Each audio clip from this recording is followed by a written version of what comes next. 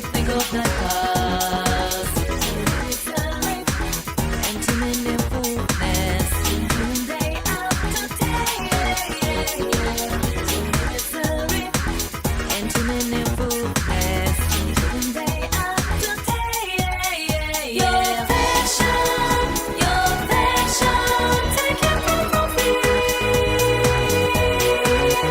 I swear to you, when to make yourself happy. Your passion,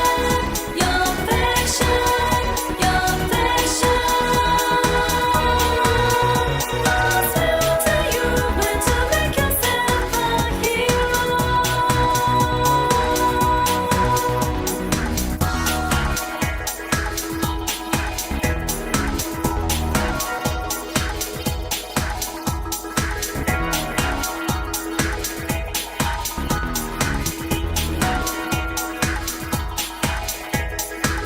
Without flowers, forget what they quit for day after day.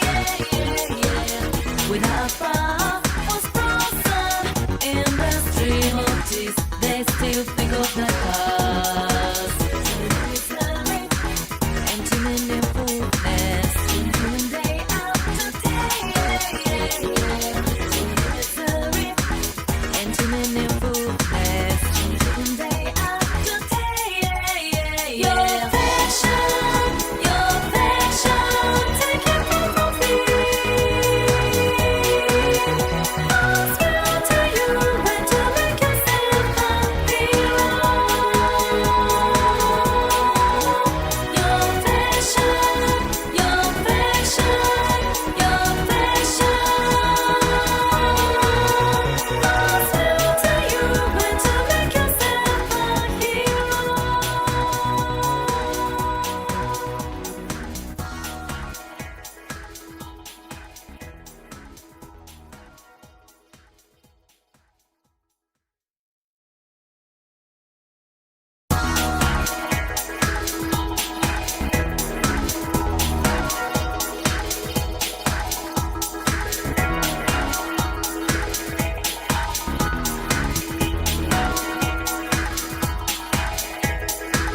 Without flowers, forget what they quit for day after day. Without flowers, blossom in the stream of tears, they still think of the past. Misery, and too many fullness, day after day. Misery, and too many fullness, day after day. Your passion, take it from me. I swear to you, when to make yourself happy. What is good, people? It is the KOA podcast. I am Sasuke the Savage. He is everything animated. What is good with you good folks today? Hello, everybody. Happy Monday. Yes, you read that right. It is the end of at least the summer season with KOA. For those that aren't in the know, we'll be not necessarily taking like a break, but we'll definitely be changing up the format come the fall season. So we'll still talk about the show, just not on a weekly basis like we usually do. Just some stuff we need to do. It's coming up. I say coming up around the holidays. It's gonna be here before we know it. It's better for both of us and everyone involved. So Yeah. but yeah, that's what you got looking forward. So expect to see shorter podcasts for sure, because we're not going to run through shows how we're doing it right now, where we're going show by show. It's kind of going to just be whatever we want to talk about. We're not going to try to force anything. It's going to be a lot more lax conversation, I feel, but I still think it's going to be enjoyable for people. You know, we're going to have fun with it. And since we're talking about this, we're going to talk about the stuff that we want to talk about, not necessarily enjoy, because that's a whole different thing. We'll always have something to talk about. You know, it won't, I don't think it'll get stiff or anything, because we'll only do the podcast when we feel like we have something to say rather than, just talking about it because we're covering it. You know what I mean? So that's what And we it- plan to do. And if you watch and somehow get stiff, that's on you. Oh, oh, yeah. I'm not going to make you promise this right now because I wouldn't put you on the spot, But Oh, I think I know what you're gonna say, but go ahead, ask yeah, away. yeah. There could possibly be a podcast centered around Kaguya-sama. Oh, okay. If the stars align, just saying. Okay. I did mention that I would at least give the first 3 episodes my undivided attention and give it a shot. So I still am going to hold myself to that. Don't know when that's going to be, but I will do that. So I'll make it to where it's sometime this fall season. I'll watch at least the first 3 and give you my honest opinion. So yeah, I'll do that at least. And if it turns into something, who knows? Got you. But might as well ask, what's going on with you guys in life and stuff. I'll say for myself, I've been watching Breaking Bad, rewatching it. I think this would have been my 3rd time rewatching it, or no, second time Nice. rewatching it. Okay. Yeah, it's been a fun experience because it's been a long time since I first watched it. Got a whole different mindset now because when I first watched it, I was in high school, I'm pretty sure. And now I just think about things differently. So it's always interesting to revisit stuff like that with fresh eyes, different mind state, because you look at situations differently, you look at characters differently, you feel differently about these characters. And EA's watched Breaking Bad, so he knows the whole thing. But Oh, man, oh man, has my opinions changed on a lot of different characters. Same.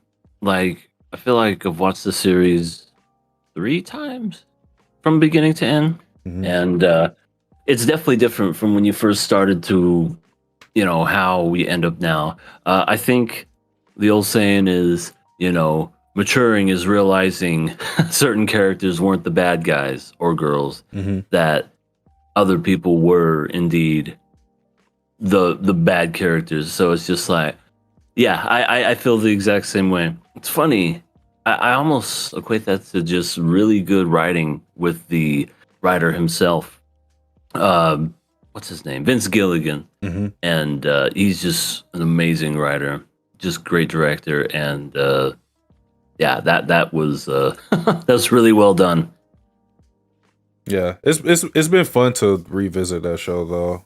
I'm halfway through with the series pretty much.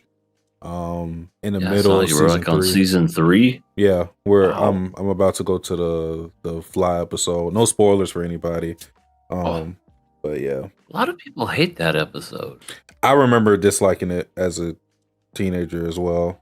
So we'll see. It's I personally feel like it's very widely hated for no reason. It's a very artistic choice for an episode, and some people may even call it filler, but there's a lot more to it than people originally when they first saw it. Yeah, and that's the thing. When I was a teenager, it was like I'm just I'm looking for the adrenaline. I'm like, where's the crack? And then you give me an episode like Fly, which is kind of I do remember that episode being, if I remember, really self-contained, like being in that one in the laboratory. So it was like, Yep. As a teenager, I'm like, what the fuck is this shit? Where's the killings? Where's the meth? What's going on? So Right. yeah, I definitely will feel differently about it now. Or who knows, maybe I won't. We'll see. You'll still be like, this sucks. This fucking sucks. And now I know why it sucks. But yeah, other than that,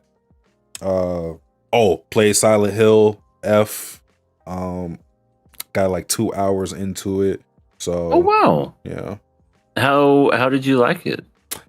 It's enjoyable. Like what I get into Silent Hill for, I mean, I feel like everybody, the mystery aspect of it, the combat threw me off because when I first played it, people were saying like Silent Hill's like a soul, it's Souls like now. I'm like, what the fuck are you talking about? It's Silent Hill. I just bang people It's over with, never been Souls. but the thing is, it is now. Now It with is the game, now. now with the game, it's like, and it's not to say that this wasn't here before, but how you have to dodge stuff and attack, and like there's this meter that you have to Do you fucking parry? no, but Okay. but you can counter. So like when you can get a perfect dodge and then counter. So I'm like, what? I'm like, why? That threw me off. I'm like, why did they do this with Silent Hill? Not that it's a bad thing. It just again threw me off. But Interesting. it's fun. You know, I like going through the puzzles. So far my favorite puzzle has been the scarecrow one. I won't go in depth about that, but that was a really fun puzzle. And they have the difficulty settings too. So like, I've only played Silent Hill 2.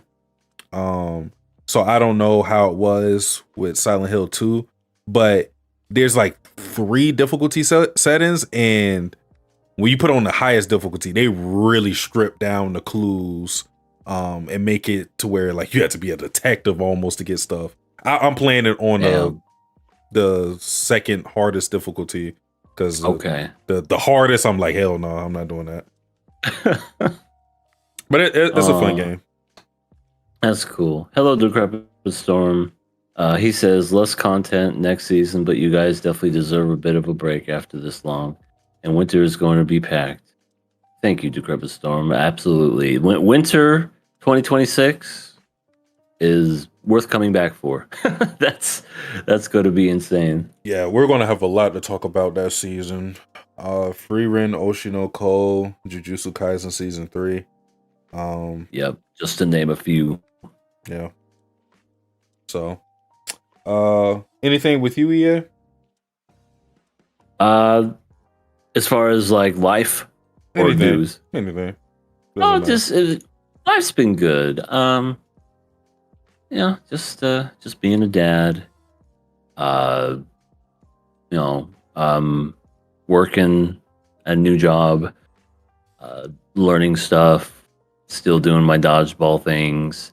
As of right now, of this recording, if you guys act now, it's fall Steam sale. So there may be some people that may not get onto it because they may not have finances. But if you act now, definitely get on those deals. The fall Steam sales got some. I didn't see everything, but from what I saw, at least a few games.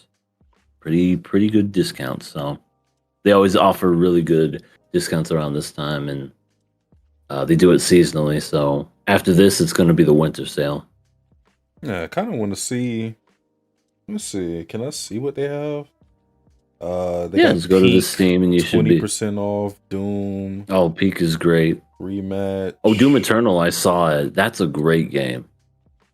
Assassin's Creed Shadows is already on sale. That's not a good sign. Did this come out? Did the game come out this year? Yeah, it's Assassin's Creed though. That's not unexpected. Cyberpunk is 65% off. Yeah, that's a good price for that. Yeah, they have a couple ones. Like if you see the featured deep discounts, Far Cry Primal, which is the caveman one, that is an underrated game. That's a really good game. I highly recommend it. It's only $3. Hey, yeah. Guess what? You're going to be really excited when you hear this. Oh, GTA 5 is 50% off. Oh boy. GTA 5 again. The remaster. Oh my god. Stellar Blade is 20% off. That's cool. Yeah. Ooh. I have yet to play that. God of War Ragnarok is 20% off. I finished God of War. I forgot to mention that. I finished God of War this last Sunday. Well, Did you like the ending? oh yeah, I love the ending. The ending was fantastic. I loved it, especially with, I'll try not to spoil it, but where they get to that scene where they carry you know what up to a certain point, and it's just a father-son moment. Oh, it it makes me so touched every time I see that.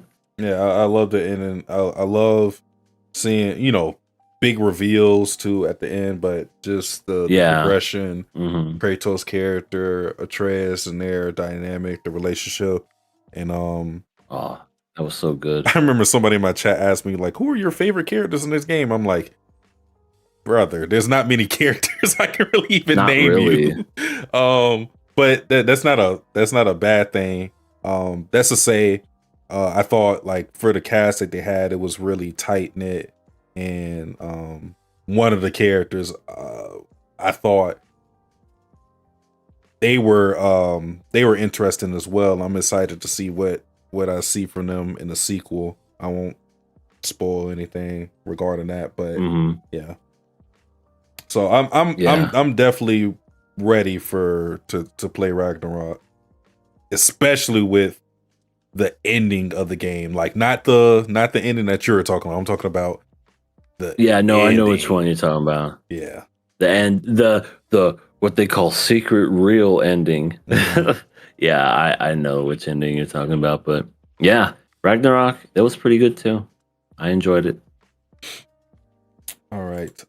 So yeah, I'm feeling a little, down in the dumps. I could use something to uplift me. I don't know. Well, I got something that'll never give you the blues. Now let's get ready for the KOA. It's Miracle! Well, this is the only bit of news I have. The summer Hikaru died. Had a season 2 announced immediately upon the ending. So, Oh my god. yeah. Yeah, it's always weird to see which anime get that treatment of having a season 2 announced like right after it ends. Yeah, I agree. It almost makes it seem like they like had it ready and in store Mhm. versus others where they'll announce it, but then you won't hear anything from it for years. Yeah. You know? It's just weird to me because a show that we're going to talk about in winter season, Freerun, you would think that a show like that would announce a season 2 immediately upon ending, and then it's like, nah, we didn't hear from it for a little while, and then we got the news, and it was like, all right, now we're excited. Again, it's just weird because you would think the popularity dictates it, but that doesn't seem to be the case. Not all the time, No. at least. Not really. Especially back in the day. I swear you'd get a hit and it would just be like, you want to see how it ends? Fuck you. Read the manga. Read the manga. Exactly. That happened so many times more than not. But it's a lot better now. That's Yeah. for sure. Yeah. Well, if that's all the news you got, I just have just a smidgen. Actually, I have a decent amount when it comes to it, so I'll try to be quick. They finally showed new gameplay for the new Wolverine movie, video game. Not Oh movie. yeah. Yeah. Look fucking great. I love Wolverine. He's a great character, and it's made by the same people that did the Marvel Spider-Man game. So it's, I think, is it Insomniac? Yes, I think so. I think it is. I don't know. I'm pretty sure Yeah. it is. So, and I love those games. I like the first one better than 2. Miles Morales was pretty good, but I don't know. 2 was just kind of the combat. At 2 was great, but the story was, yeah. Hmm. But I'm looking forward to the new Wolverine. That looks really good. I saw that and was like, finally, we get something. Yeah. So there's that. Little bit of anime news. They finally announced a Steel Ball Run for JoJo's Bizarre Adventure coming out next year. I forgot to mention that. Yeah. That's Yep, huge. it's coming out. It's widely different. It's it's about it's about horses and it's about racing, and like the main guy's a paraplegic. Like he can't walk, right? I think that's what something like that. But that's If Iraqi is one thing, he's very inclusive. yeah, We'll say that. absolutely, absolutely. Uh, Shield Hero Season 5 has been announced. So for you Shield Hero fans that are still out there somewhere, All hold two on, of where you. let me. Yeah, all two of you. You just hear them in the background. Yay! That's yeah, that's announced for y'all. I guess they're having a Sakamoto Days live action movie, and it's coming out next year. I don't know how it'll translate being a movie, but it is going to be a Japanese movie, so it could work. You know, and Japanese films, you know how they are. Yeah, I mean, I feel like Sakamoto Days works because of how, like, we say this all the time, because of the medium is in. You know, it's really ridiculous, and like we have a character like Sakamoto who can lose weight by doing like a couple of swats and stuff at a moment's notice. Mhm. How is that going to really look in the live action? All I can say is it's not going to look as good as it does in manga or anime, because you know, you kind of, there's a level of expectations of ridiculousness and creativity that is allowed in that medium. Live action, I think, shelves you Yeah. to some degree, but I'm not going to see how it looks. But I guess y'all let me know. Yeah, If you watch exactly. it. The new Penny and Stocking has a freaking sequel Oh my god! announced. What? I know.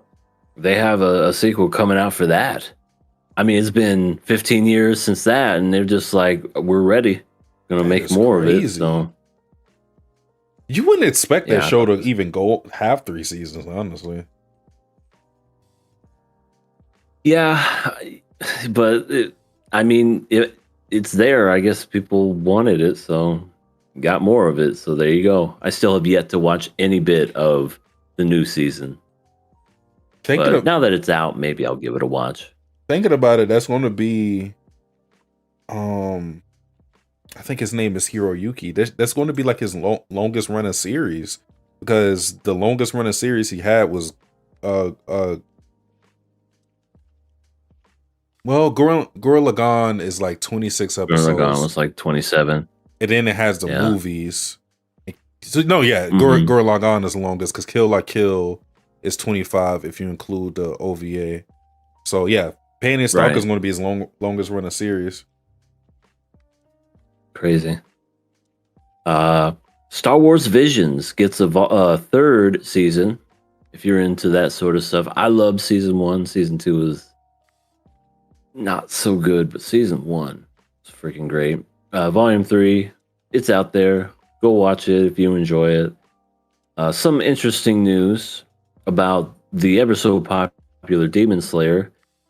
It just keeps crushing records. It's beating out Marvel movies. It's done better than the new Fantastic Four movie and the new Superman movie. Like money wise, it's beat them both, which I was just like, wow, that's incredible. And as of right now, Demon Slayer Infinity crosses 600 million at the global box office. This is the first Japanese film to ever do this. So, yeah, the power of Demon Slayer is for real.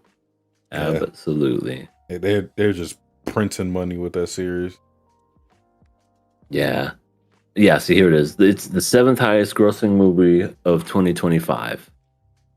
Beat out, like I said, beat out Fantastic Four, beat out the new Superman movie, and it also beat out, what is that? Oh, Mission Impossible. So that's how that's been. That they're just crushing it. I can only, and this is only part 1. Imagine what's going to happen when it's the final climax. It's gonna make a shit ton of money. Yeah. we have, and this is not a joke or anything, some people thought it was. The Simpsons are coming out with another movie in 2027. Uh-oh. It's a sequel to their movie that came out 20 years ago. They made a joke about it, saying they wouldn't wait 20 years to make a sequel, and they actually did. It's been 20 years and now they're making a sequel. I can't believe it. All I'm going to say is when this movie comes out, it's going to be the 40th year anniversary of The Simpsons. Please let this be like the end.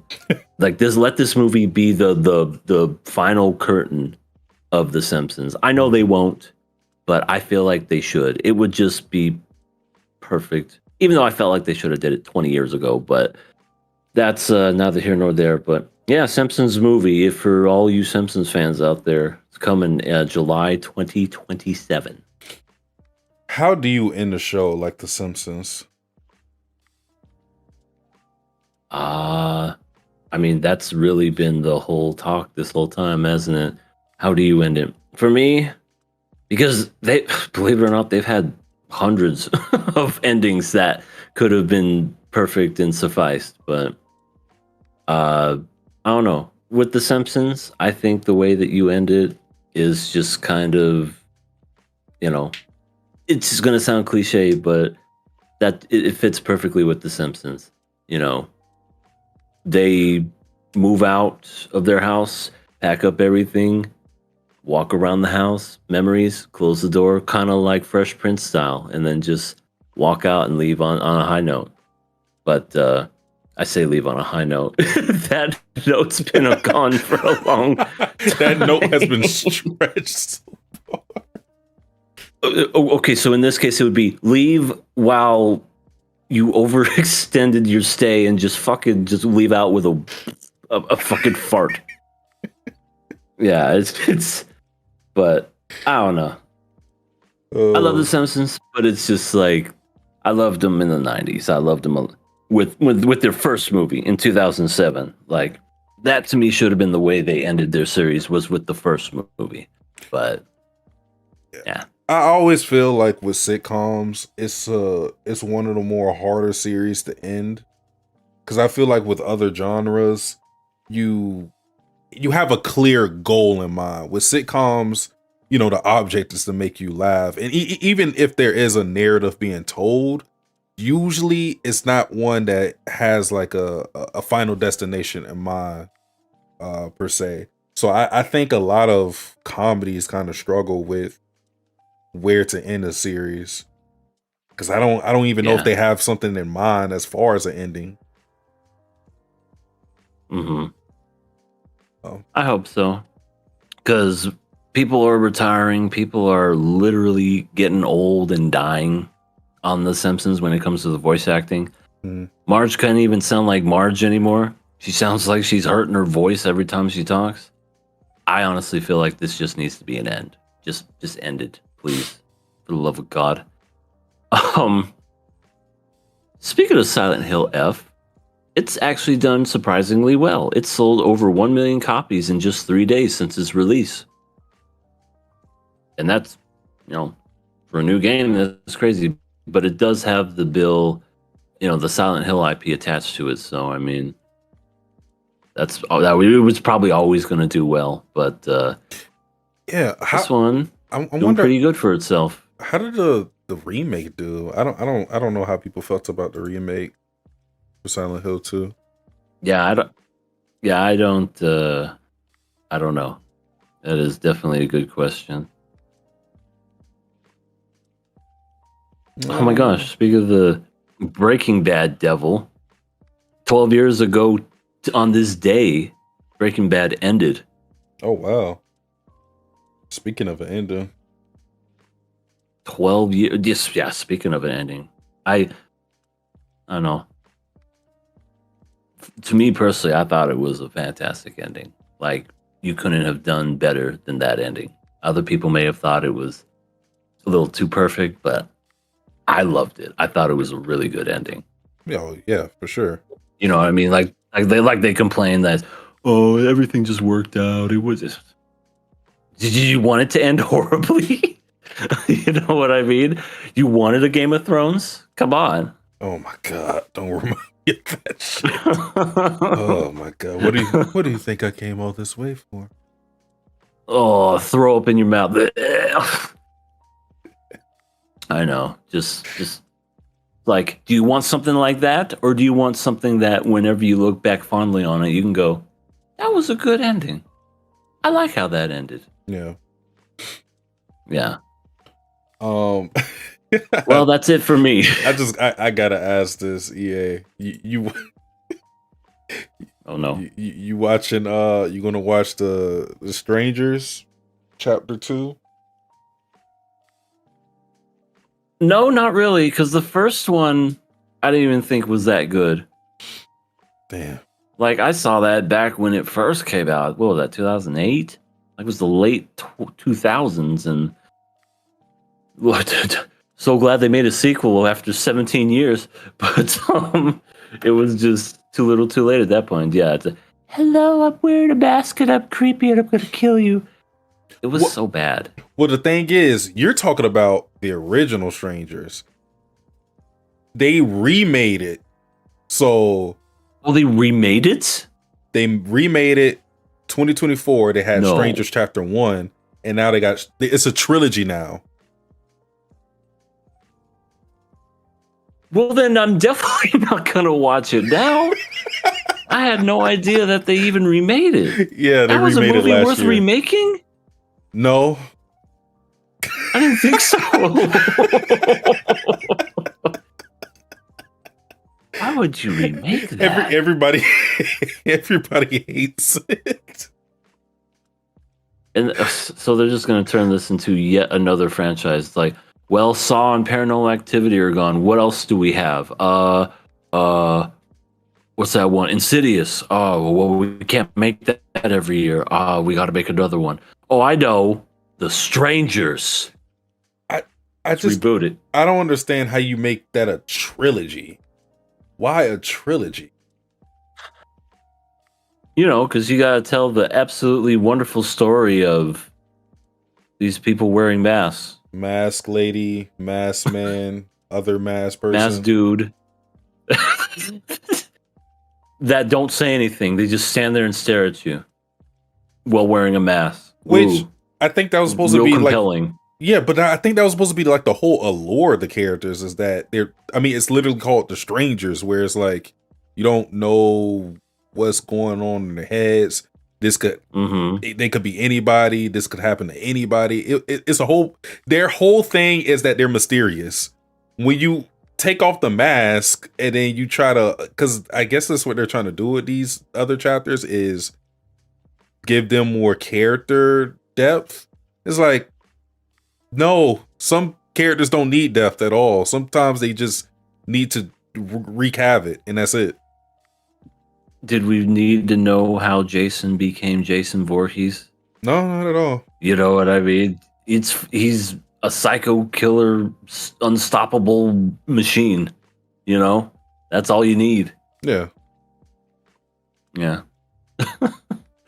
Crazy stuff. But yeah, that's it for the KOA, dude. All right.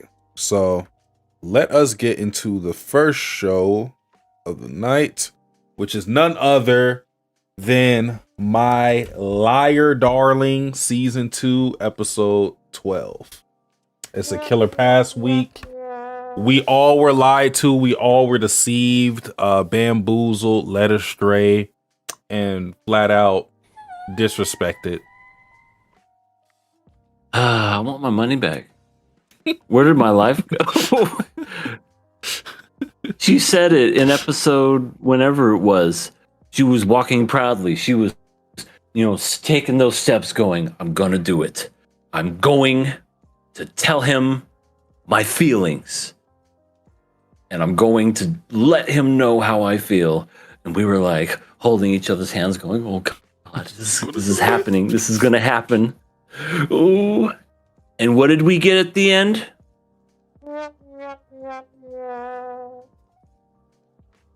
We got a selfie. we got a fucking selfie. That's what we got at the end.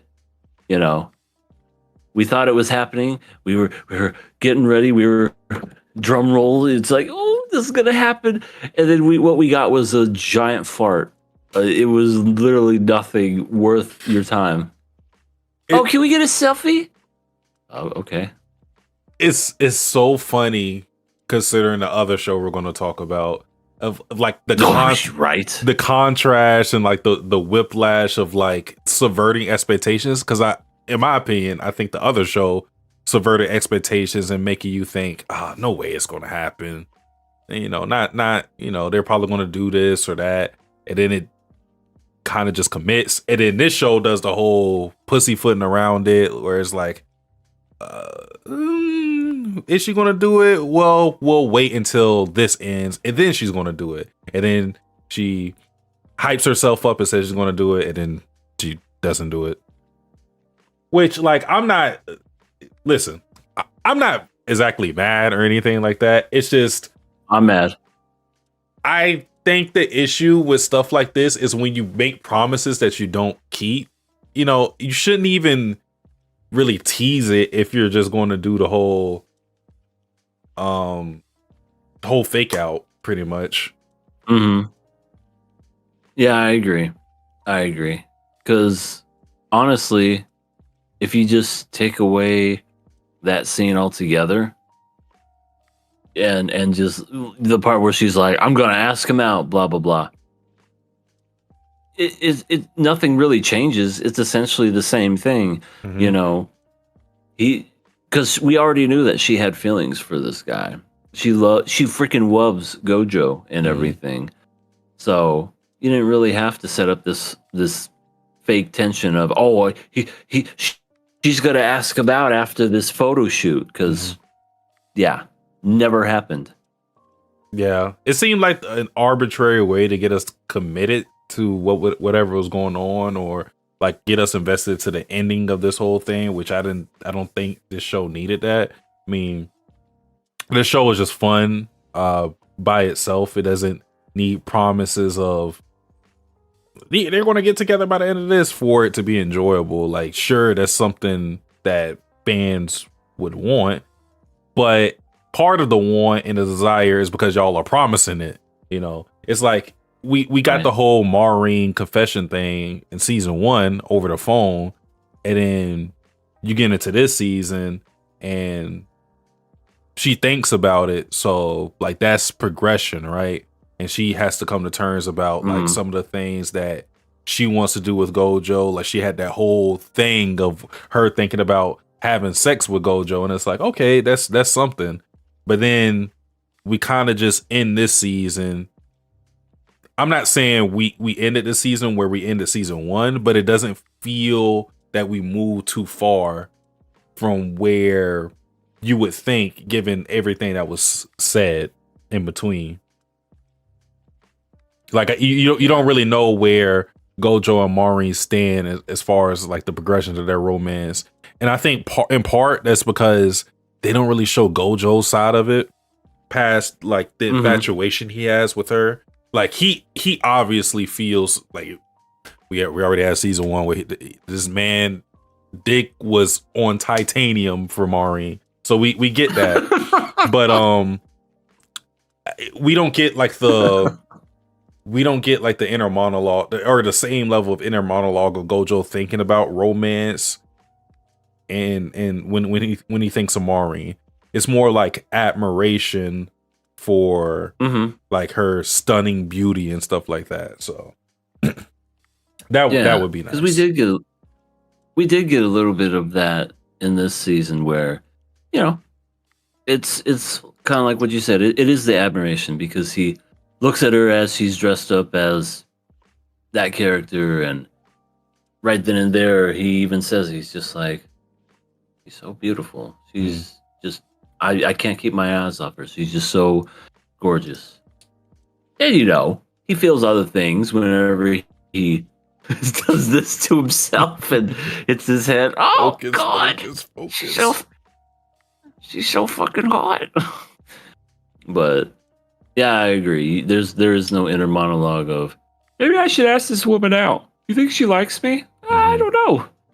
Because honestly, yeah, we see the Marin stuff, but then when it comes to him, it seems like he's just a big, stupid, fumbling, stumbling, not paying attention fool. He's just like, yeah, I just got me this energy drink, but I played this game all night. You're not going Wait, to get so you any mean- sleep, Yep. Maureen. You're not going to get any sleep, Maureen. I hope you love rhino pills. Yeah. Yeah. Yeah, I agree. Let me read what the Decrepit Storm said. The Decrepit Storm said, the meaning of the title Infinity Castle is that it produces infinite money. For sure. It is a fucking cheat code up there in Ufotable. Seriously. Then he goes on to say, she poisoned our water supply, burned our crops, and delivered a plague onto our houses. She did? No. But are we going to step back and wait for her to happen? I love that from SpongeBob.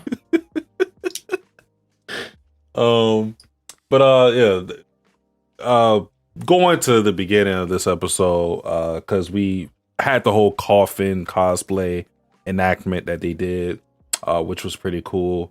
One thing that we were seeing was Juju being really squeamish around blood. That was something that they showed in the previous episodes, like maybe 2 episodes before. Yeah, she's not good with the horror stuff. She didn't even finish the game, which I could understand considering what the fuck was going on in that game. I could understand not wanting to finish that. But she toughed it out because she wanted to help her little sister out. So whenever Juju is in big sister mode, I think that's when she really shines as a character, because then she doesn't really have like that super tough exterior. She's like a lot more vulnerable. She feels more like a person, instead of just archetype, like Ice Queen archetype. Mm-hmm. So that was nice. She was there during that whole set. She's just like, don't look down, don't look down, don't look down. Just focus on this. Just don't. And then something draws her attention to where she does, and then she's just like, I'm gonna fucking. It's because Gojo has the fake blood, and then he like sprays the cake, and it goes like everywhere, and she's that's when she's just like, yeah. Could have warned me, Gojo, before you threw that shit on me. Yeah, Gojo doesn't really have tact. No, I don't think so. But not around Juju anyway. Just walks in with her daycare. Hey, never mind. Wait, wasn't she at his house though? That was weird though. Yeah. But so yeah. Besides Juju, we finally get down to the whole Akira thing, because that was a lingering mystery throughout this entire time, and it's been a lot of episodes actually where we didn't understand why Akira had this friction with Marin. It was something that was told to Gojo and Amame, but we weren't privy to it. We didn't get it. But this episode, we found out, and it may be even worse than her just hating Marin. She is a super duper stan. Psycho. I mean, Stan. No, you had it right the first time. Yeah, she I love it too how they kind of like reacted to that. Marin was like, well, because they were trying to get photos with everybody, and then Juju, or not Juju, what the fuck's her name? Shinju. I knew the Jew was in it. Mm-hmm. Sorry. Take it out of context. Anyway. Shinju's just like, hey, let's take a picture. Maureen looked at her and was like, I don't think that's a good idea. She doesn't like me. And then all of a sudden Akira makes these weird primal noises, and it was just determined right then and there. Oh, it's not because she hates you. It's because she likes you a little too much. what did they say? They called her best girl or whatever, Yeah, or my girl. Yeah, best girl. Yeah, and Maureen absolutely loved that thought because she's like, I never had someone refer to me as best girl before. That's kind of cool. And because she liked it so much, she was just like getting even more like attached to Akira and everything. And Akira's just like seconds away from passing out and just like losing all consciousness. I feel like That was funny. not that it's all Akira isn't already weird for this in a vacuum, but I feel like this whole thing gets even weirder when you realize Akira is a grown woman and then Maureen is like a 16-year-old high schooler.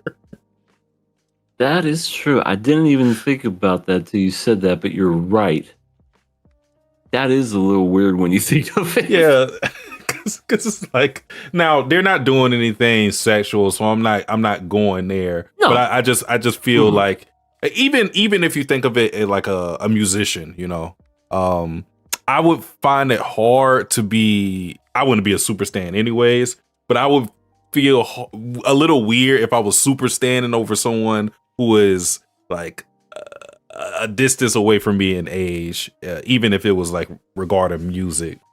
I'll feel a little weird. I'm not gonna lie, but Yeah, I feel the same way. mhm. I mean, for sure, it would have certainly it would be. I don't know any young people who's essentially young and is a celebrity.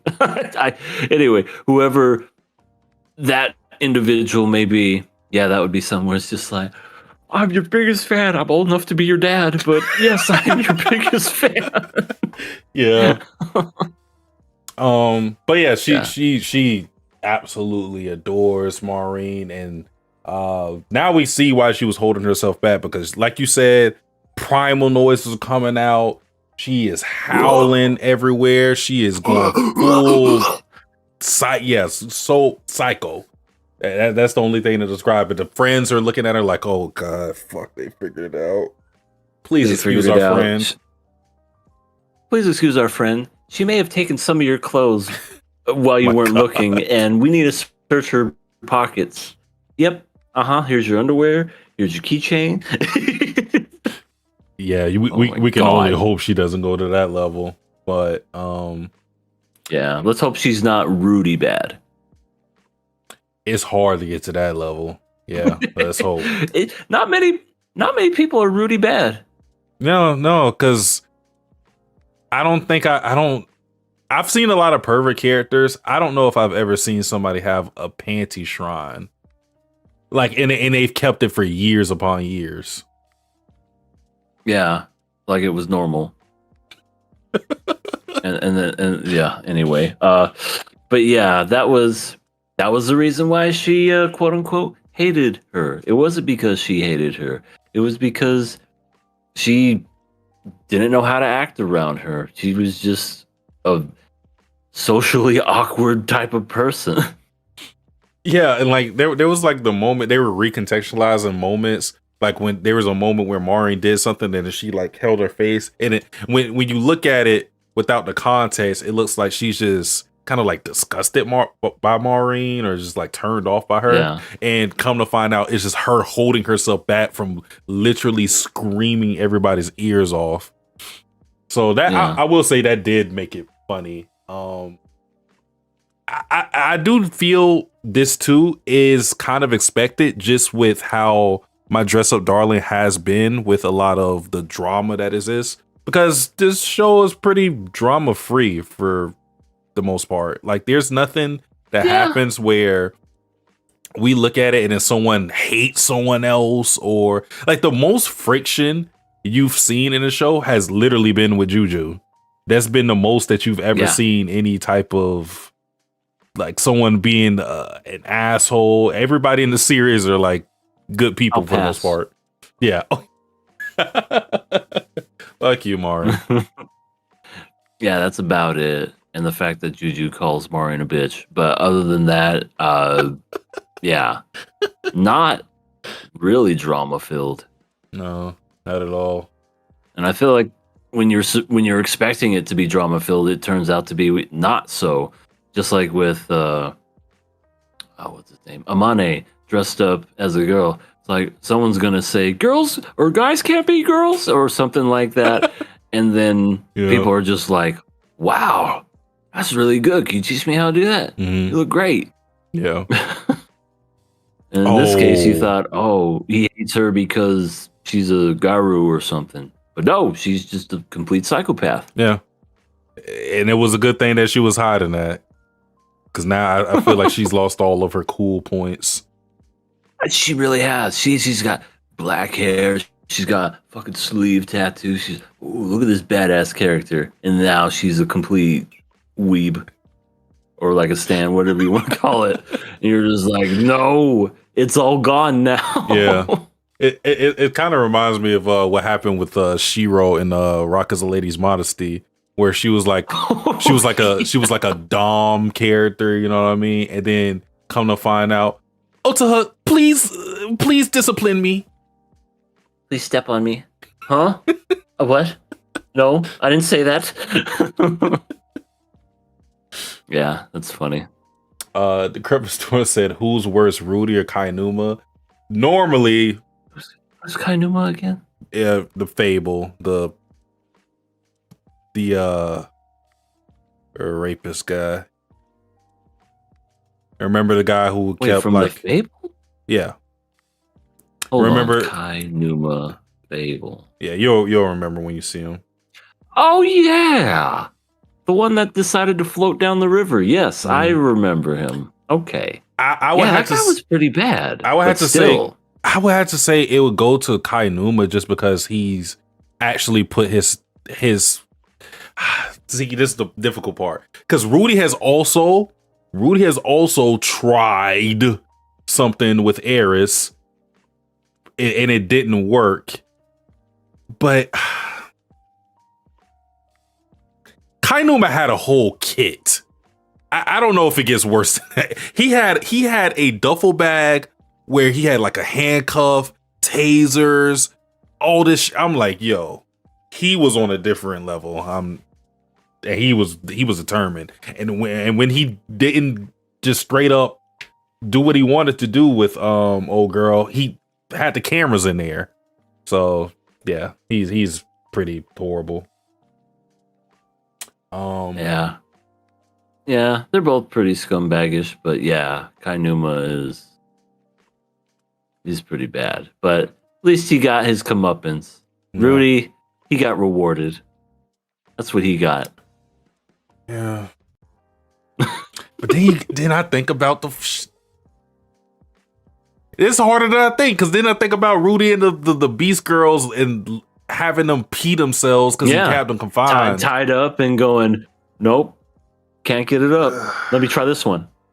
You know what it is? That one neither. You know what it is? Mushoku Tensei has like this comedic overtone, so it makes it seem not as bad. I feel like if Rudy's actions were treated with the seriousness that the Fable treats it, then it would be a lot harder for me to discern which is worse. You know what I mean? If the Fable had some like Looney Tunes sound effects, oh, I'm gonna see her while she goes to the bathroom. Oh, isn't that great? Yeah, I mean, because like you said, like sometimes Rudy gets rewarded or like it gets treated as if it's not that bad. In a Fable, Kainuma does what he does and immediately gets punished. Like he doesn't even get to do what he wants to do because old boy steps in there and is like, what's that you got over there? And, you know, he cowers away, and then he ends up getting killed at the end. So yeah, there's a season 2 I wish we would have gotten. yeah, The Fable. Oh, I'm still hoping and praying that they give us one, but I don't think we will. no, yeah, no, I trust me, I know the Crepper Storm. He had the whole kit. He had a whole grapist kit, which is absolutely insane. He's ready to go. Yeah. Which, oh my god. But, so, thus ends season 2 of My Dress Up Darling. Yeah. It was a pretty simple episode. Not too much to talk about. I mean, this show is really straightforward in what it does. So yeah, that's kind of why we talked about the ending to begin with, because you're really just with the ending of this season, and it's still enjoyable for me. So I'm not as down on this as it may seem, but with the ending, you're kind of left thinking, how far did we progress from this season to from last season? And ultimately, it doesn't feel that far with the romance. And I hate to boil it down to that, but the show should have just never even had Maureen say that she was going to confess, because that's the real issue. If it ended the way it ended, without the whole I'm going to confess to him, I don't think I would have felt any weird way about how it ended. You know, it would just feel like, oh, we're going off on a fun time. Maureen thinking about all the good times that they had this season and before this season, and her kind of reflecting on how far her and Gojo have gotten. Gojo talking about how he wants to create more props, so he's elevating himself with all the stuff that he creates. And it would just ended like that. But instead, we're kind of focusing on the romance part because y'all made us. Yeah, unnecessarily so. I mean, if you were going to do it, fine. But if you weren't, what's the point? Mm-hmm. You know, that is what it is. No announcements for season 3, by the way. I can't imagine this not getting a season 3, but it's just weird how they didn't even say, oh, by the way, there's going to be a season 3 of this. Because, I mean, I know it took 3 years for this one to finally come out, and boy, did they up the budget because it shows in this anime. But there's enough for at least one more season, I believe. Same 12 episodes. Yeah. Yeah.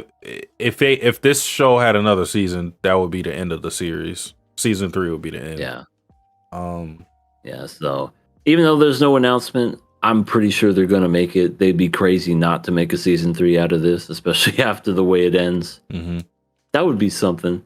Hey, you want to see how it ends? Watch the manga or read the manga. I will say, talk about this with a lot of the shows that I've read and watching on a podcast. I think about some of the shows and like how great adaptations are as far as like the accuracy and how it elevates the material. Like for example, I talked about how Made in Abyss, the anime, really elevates the manga material, and I think it's one of the best adaptations. I would honestly put this show, it sounds weird because it's my dress up darling, so it's not as prestigious Made in Abyss, but I do think this show is like a really great upgrade from the manga. Not that it's a huge upgrade, but I felt better about a lot of the things that were going on in the anime than manga. I'll say for sure too, one thing that threw me off when I was reading the manga was when they were doing this whole coffin thing. Because you got to think, I'm reading it in black and white, so it was really hard for me to tell the characters apart because they don't really have something like distinctive with their face for me to tell them apart. So like when I'm watching the anime, I'm like, okay, that's this character because of the hair color. I could tell from the hair color. The manga, I was confused. I said, is this Marin? I can't tell. I was like, who the fuck is thought this? the exact same thing. I was literally just like, I don't know who's who in this scene, but hey, they're talking, so good for them. Yeah, oh my god, I was so thrown off reading this in a manga. But yeah, this is one of the best adaptations I've seen. I know I said Made in Abyss, this show. I forgot what other show I brought up when I mentioned this. No, because the anime doesn't elevate it. I would say the manga is better, but the anime does a really passable job. Like I would say Attack on Titan is one of them too that elevates the manga material. Hunter, for absolutely some people may disagree with that, but Fruits Basket, those type of shows, I would say. Actually, I can't speak on Fruits Basket. I never read it. I'm just lying. It could be the most amazing thing you ever read. Yeah, I wouldn't know. Oh, I would say Vinland. Vinland's another one. I think elevates Vinland it. Saga. Yeah, Nice. we need another season of that. Oh my god, yes. Did they announced the season 3 for that, didn't they? I have no idea. I don't think so. I feel like I would have remembered I it. thought they did. But when they announce it, they just don't know when they're gonna release it. There's no official confirmation for Vinland's Okay, Saga well. season 3. Well, that's a shame because season 2 was incredible. Yeah, it's a lot of people's favorite art. But moving on, we're talking about our next show. Oh, wait. That was it's a killer pass for My Dress Up Darling. Oh, for the inevitable future of season 3? Yeah, but I mean, I feel like we shouldn't even do that because it's like if we want to pick it up, we'll pick it up. Because I hate the fact that we're automatically given a pass to, or not automatically, but I hate the fact that we're going to watch To Your Eternity knowing that we're not going to really like it. Uh-huh. But I mean, we could still do it. Well, yeah. If it was up to me, it was like if we knew that the next season was coming and it was whatever. Oh yeah, even with the frustratingness of the tease of asking him out when really just, oh, can I have a selfie? Yeah, that annoys me. But the season overall was definitely a triumph, so it's a pass for me. Yeah, easy pass. Yeah, this was a banger. They did a really stand up job with the animation and like I said, just some elevating. parts they just showed off. Yeah, for sure. They were flexing. Yeah, despite Marin being a liar, I had a fun time. So pass. What other times can you have anime with puppets? Ranger Reject. It's the only one I can That's think true. of. They did have that. Yeah. But God, Ranger Rejects. Man, that didn't elevate it from the manga. No, not at all. Not at all. And it's so surprising too because that was Negi Haruba's first action series that I was aware of. He did a pretty good job with the manga. It's still ongoing right now, but I was surprised at how like great some of the fight scenes were, considering that was his first attempt at it, and especially coming from QQ, like you go from harem romance to action shonen type series. Yeah, That's a variety for you. yeah. Well, speaking of variety, we are talking none other than Sakamoto Days, episode 22. This is the end of this show as we know it. And I feel fine. No, but yeah, this whole episode was basically, hey, that was a big giant waste of time. You failed, Sakamoto. Wait a minute. The Crepper Storm said, I think I mentioned this somewhere before at the end of what? Oh, he deleted it. Okay. Never Wait, mind. I can get it. I think I mentioned this before at the end of To Your Eternity. You actually decided that you wouldn't be obliged to cover season 3 and could decide based on the season. Oh, yeah, he just posted it again. Oh, I think he just had to edit something. Oh, that's Uh-huh. I mean, with the how we're doing it next season anyways, it's not like it really matters. Cause I don't know if you're gonna give it a try, EA, but I'm definitely gonna try it. And I'll give it a try. yeah, so we'll probably end up talking about it anyways. I mean, To I'm Your co- Eternity is a really good series up until a certain point. Yeah, I want to see where they go with it, but that ending did not have us hype at all. At all. They literally just retconned everything that was season 1 and then ruined it in season 2. Yeah. You know, everything that was learned from, you know, the people that we meet along the way, and we keep with their spirit and mind with them, and you know, they live forever within your heart and everything. But no, let's just bring them back from the fucking dead. Yeah, and it really cheapened the moments retroactively, because you just think like, well, they were just going to be brought back anyway. So Right. So then what was the point of all that? I hate when a series does that.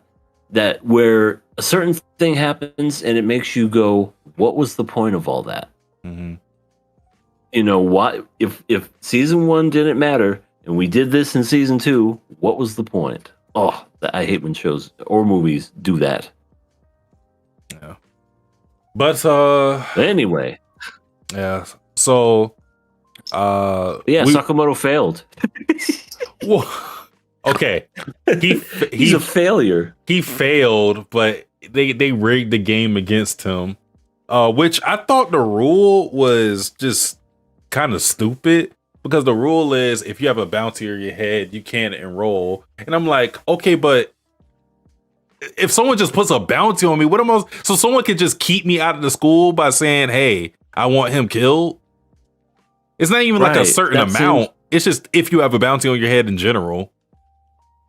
Yeah, that seems kind of unfair. Like, that seems like something where if you didn't want your son to be an assassin or whatever, you just, you know, as a father or a parent, you would just put a bounty on their head and it's like, sorry, kid, you can't go in.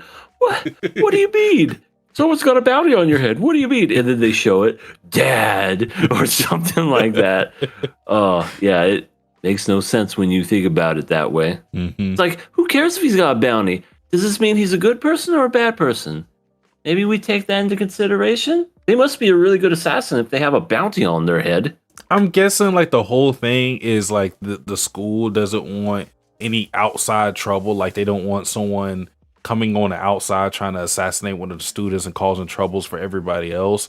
I guess that's the whole thinking around it, but it's just a way for Sakamoto not to be a student. Let's just call it what it is. Yep. But hey, Shin's a student and he passed. Yeah.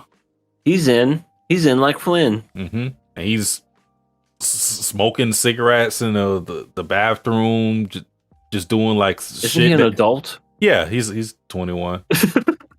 So he's old enough to smoke. Why is he hiding in the bathroom? Because he was trying to do copy shit from a shonen manga or something. That's right. And the manga, wasn't it Sakamoto days?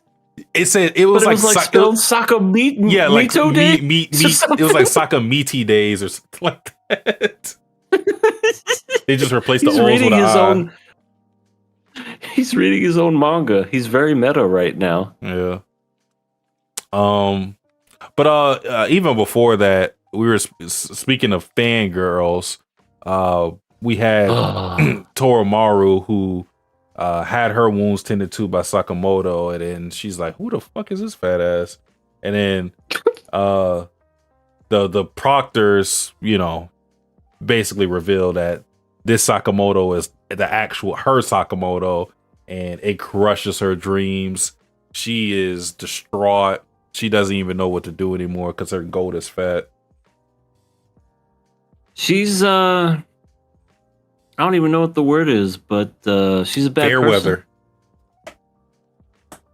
Yeah, fair weather, but also she only likes you for the looks. You know, it's like, what if he's still the same assassin? Oh, so we put on a few pounds. Yeah, okay, you ain't a real fan. Yeah. If your favorite artist or favorite whoever put on some weight because they got older and had a family, are you gonna hold that against them? Hell no. You understand that life happens. But not her. She's just like, this man's fat. I hate him now. Yeah. I mean, Shin was proud that because he was reading her mind as she was going through those emotions. He's like, I knew you weren't a real fan for real. I still like Sakamoto. Yeah. It's like, I like him even if he is pudgy and fat. Because he's my goat. Yeah. But in fairness to her, that was something that Shin had to get used to too, because Shin wasn't like Shin was thrown. I mean, everybody is thrown off when they see Sakamoto because they think about how he was before. And they're like, "This is you now." You know, everybody kind of comes in with disappointment when they see Sakamoto. Like, I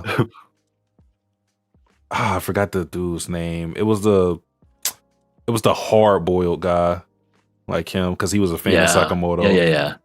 Mm-hmm. I know who you're talking about. Mm-hmm. But yeah, this series definitely has it out for the fat people. That's for sure. You know, I mean, at the same time, they really very much promote it, but and also are like, hey, just because he's fat doesn't mean he's missed a step. So at least I appreciate that. But usually, 9 times out of 10, the people that see Sakamoto, they're like, what happened to you? You used to be something. Now you're fat and you're disgusting.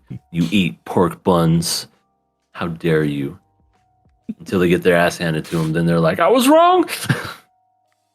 Sorry.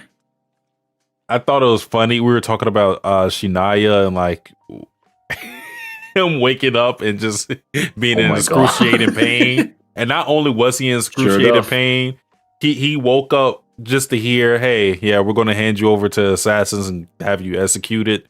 And it's like, bro, what happened? I went to go get this job that I seen on the internet, and next thing I know, got scammed. Yeah. He did get scammed because they did give him the money. So hey, shout out to Uzuki and the rest of the Uzuki gang. They're men of their word. They paid him. He's gonna die now, but they paid him. So at least his final moments, he'll be rich. Yeah, but he was basically just like a bridge for them to find out information about Sakamoto, about Uzuki recruiting people for his organization. And we find out who those 2 people end up being because Gaku said, yeah, there were 2 people that interested me. And those 2 people ended up being Toromaru and Seiba. And they got kidnapped. And then this is the worst testing school ever. Everything happens wrong. Like they got stolen, they got taken. What the hell? But here's the issue though, because the person that took him was Kanaguri, and he's a part of the order. So he's working like as a double, triple agent because he's a jaw assassin. He's in the order, but now we find out that he's a part of Uzuki's clan, which kind of explains why he did that evil shit before, I guess. So yeah, it definitely puts things in perspective because I was like, it's kind of rude blowing up an airplane, but yeah, now it makes sense. He's a weirdo, and then we have another weirdo with his tongue is like permafrosted or something. I don't know. Like he literally can't feel anything, and I could tell like the voice actor just like he tried to make him sound like you can't hear him when he talks like this. I like that, but he's some weird guy that loves really hot stuff. I don't know his powers yet. He's Carolina Reaper. Yeah. So we got the whole gang now. I don't know. I'm lying. I don't know how he's going to get how he's going to get these 2 to join the organization, or if they're going to join the organization. But what I do find interesting about these 2 in particular being, or Uzuki attempted to assimilate them in the organization, are that they're both fans of the good guys. Like Toromaru is a Sakamoto fan, and although Seiba hasn't said I'm a Shin fan, he's fond of Shin, you know. And you know, for someone like a troubled youth like him being fond of someone like Shin and following around, that's a that's a show of like how good Shin is as a person. So I don't know how that's going to work trying to recruit 2 kids like that who are fans of the good guys, trying to put them in your organization. That just seems like something that's going to blow up in your face. Yeah, I agree. Tomorrow already looks like a villain, so I could see her being a villain just by looks alone. Those eyes and the creepy craziness, I'm like, she's gonna be a villain. And when she got kidnapped, I'm like, oh, it's confirmed now. She's 100% gonna be a villain. But Seba, I can definitely see being against it. Like, maybe he joins just because he doesn't want to get killed and tries to find a way out or something. But Toromaru is gonna be is gonna be a villain. I'm calling it now. And the only reason it's gonna be something stupid, but because Sakamoto is fat. That's the reason she's gonna be a villain now. She might not like him anymore. You're right. Oh shit! What was I going to say? Oh, they got healthcare though. Like they got good benefits at this organization. I saw that. I was like, where are these benefits coming from? You don't normally hear that stuff in villains or like their fortresses and shit. If you join now, we have a really competitive 401k, health benefits, and you only work. What did they say? You worked 3 days a week? Yeah. I might want to join. You just gotta get your ass whooped by Gaku first, beaten near death. Yeah. And you get paid for the rest of your life. That's a pretty good deal. He made a convincing argument. I mean, for a man who has a deer head on, he definitely made a convincing argument. Oh, but yeah. Oh man. Yeah, so we got that whole group. We don't know what's going on with Kanaguri because again, he's a part of the order, which is insane that someone that high up is working with Uzuki. Again, we don't know if he's being a spy for the order or if he's genuinely an evil person and he's spying for Uzuki on the order, or if he's just doing whatever the fuck he wants and is just goofing around. We don't know what the fuck he's doing. Action. Take 43. He might just be here to make a good movie for all we know. He doesn't even care about what's happening. He's like, no, I made a movie. I'm not evil. I just wanted to make something engaging. Yeah, it's coming out next year. Yeah, he has to get the villain's perspective, so that's why he's here. He had to become one with the villain. Now he's a method actor. Which I wonder how they went about recruiting someone like him, but don't know. Yeah, Uzuki also says his like master motivation, which is I want to destroy Jaw for noble justice. And you know, us in the audience are kind of like, what the fuck does that mean? I want the order of things to be regular again. Chaos? No law and order? What do you... What? Could you clarify that before I sign this 401k? Yeah. for these medical benefits? I want to know what you're talking about. The CEO is kind of a nut job, so you gotta think about that. He's the CEO of the company. Like, what does he do? He just rambles in the corner talking about how he's going to make right with the world.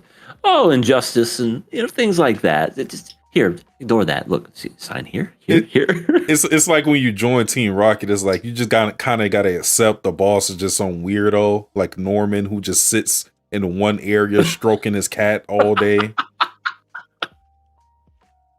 What is he doing? He's just a Bond villain at this point. Just don't worry though. You get all the Pokemon, all exclusive rights.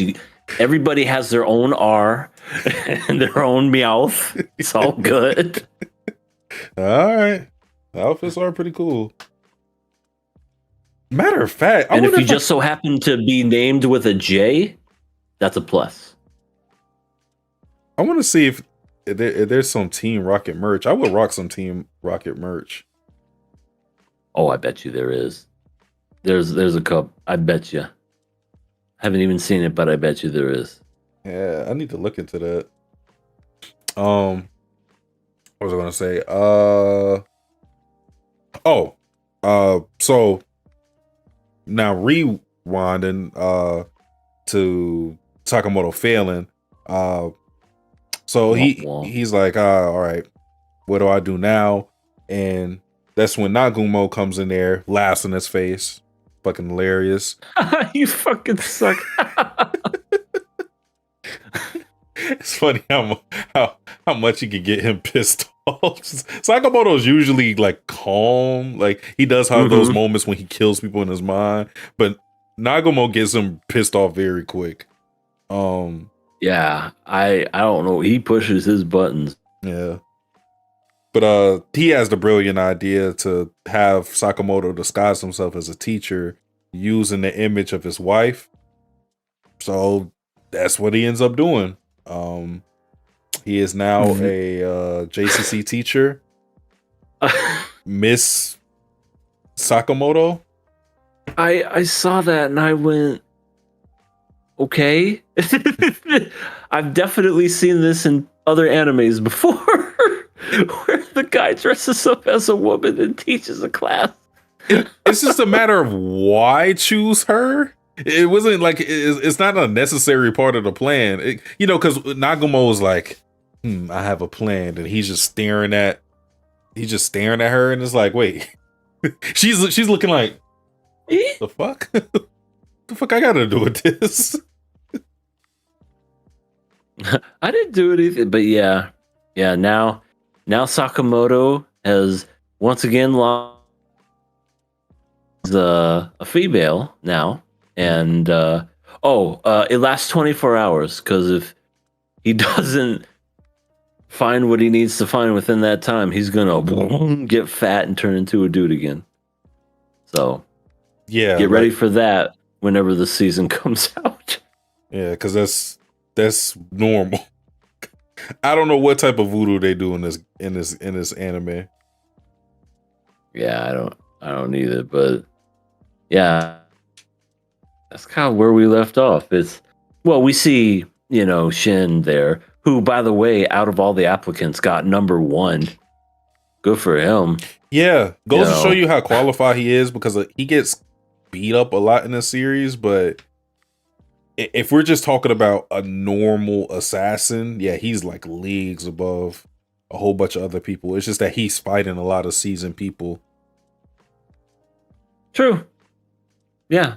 And I feel like that makes him stronger in a way, because, if you're surrounded by people who are incredibly good and you're good too, but you're kind of like good, maybe in a small town good, but once you get into the city and you realize, oh, there's other people that are better than me, that you adapt and you become better, or you just learn. And yeah, and I think that's kind of like what happened with Shin, and he's only going to get better with time.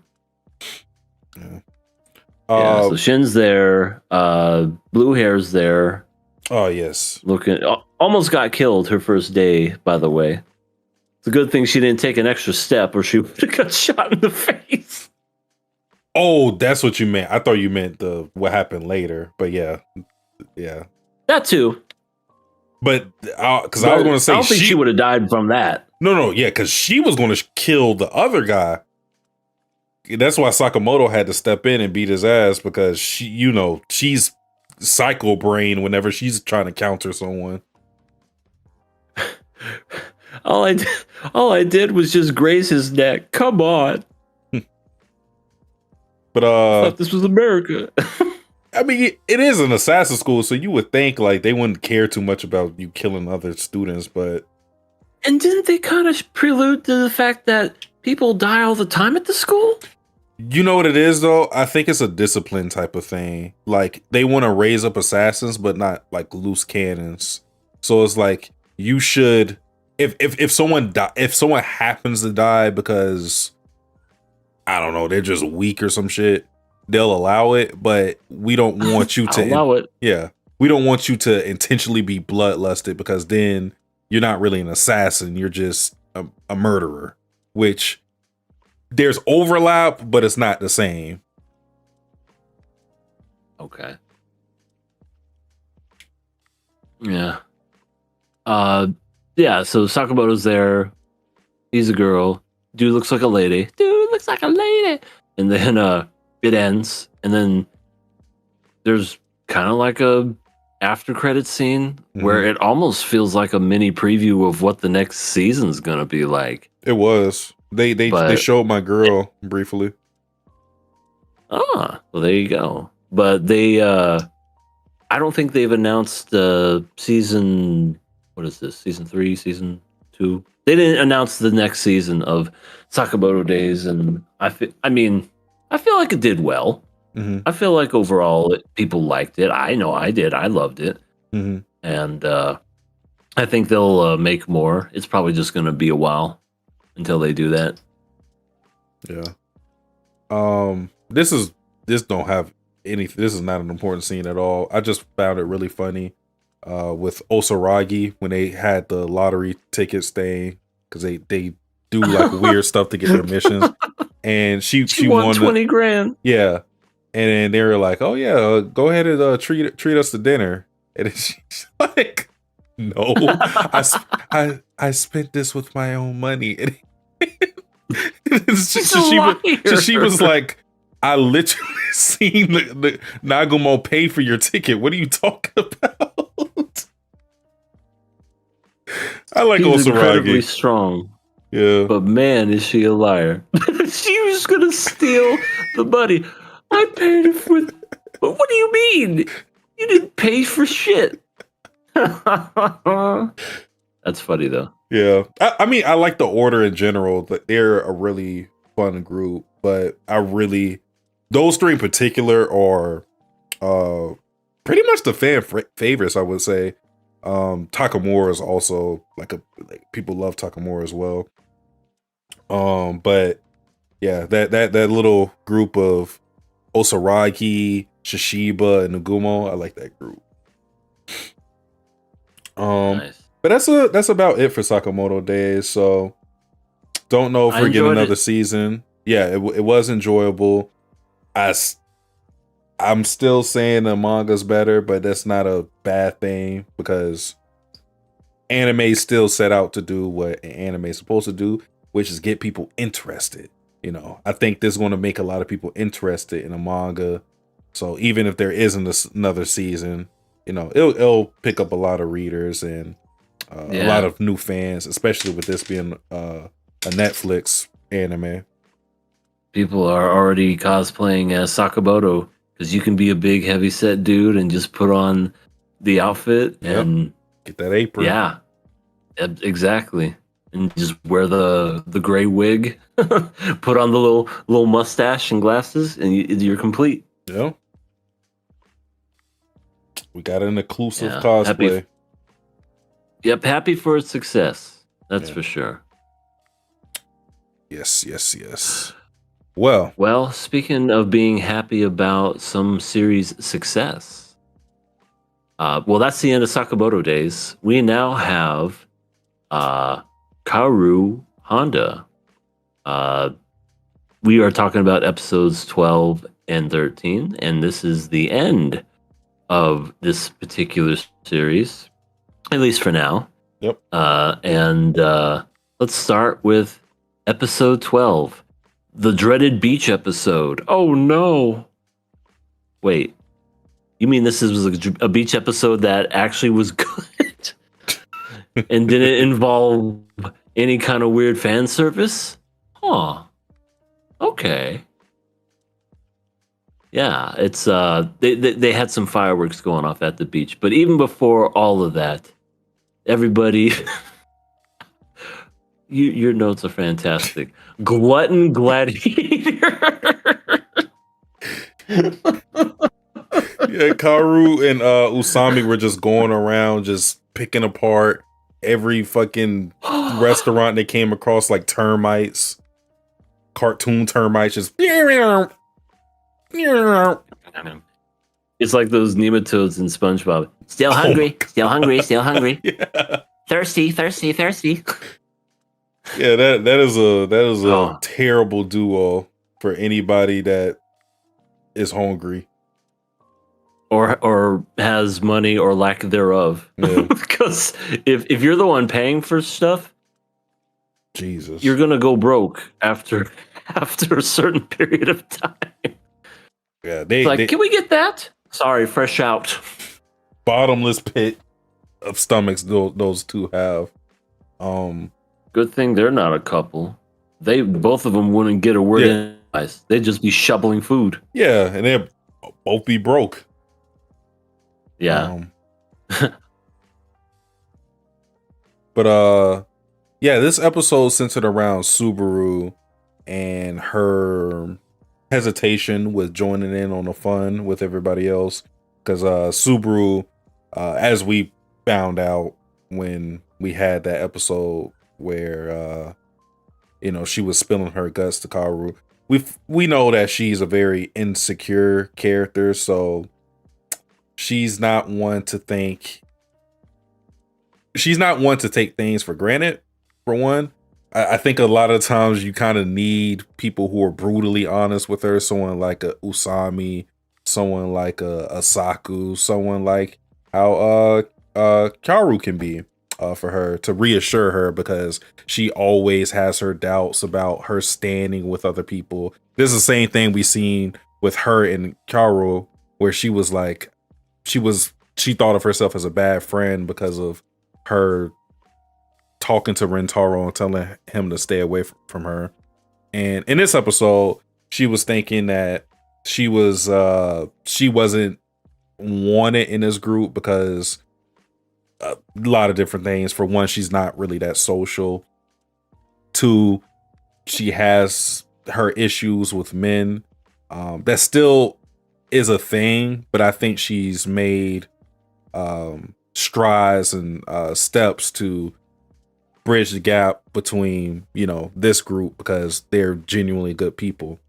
So there's a lot of different things that are working against her as far as her feeling that she belongs in the group, but these guys did a good job of making her feel like she was one of them, like she was a friend. Yeah, she was definitely spilling her guts out when they made it to the beach. And I love the guys' reaction. They were all just kind of nonchalant about it, where they were just like, I thought we were already friends. Yeah, me too. Yeah. It was really sweet.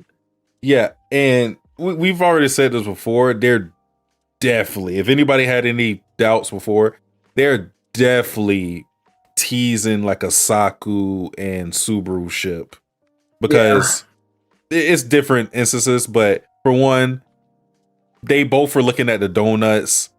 Saku was looking at the donuts, and Usami's teasing him. He's like, I'm not hungry. I don't even like donuts.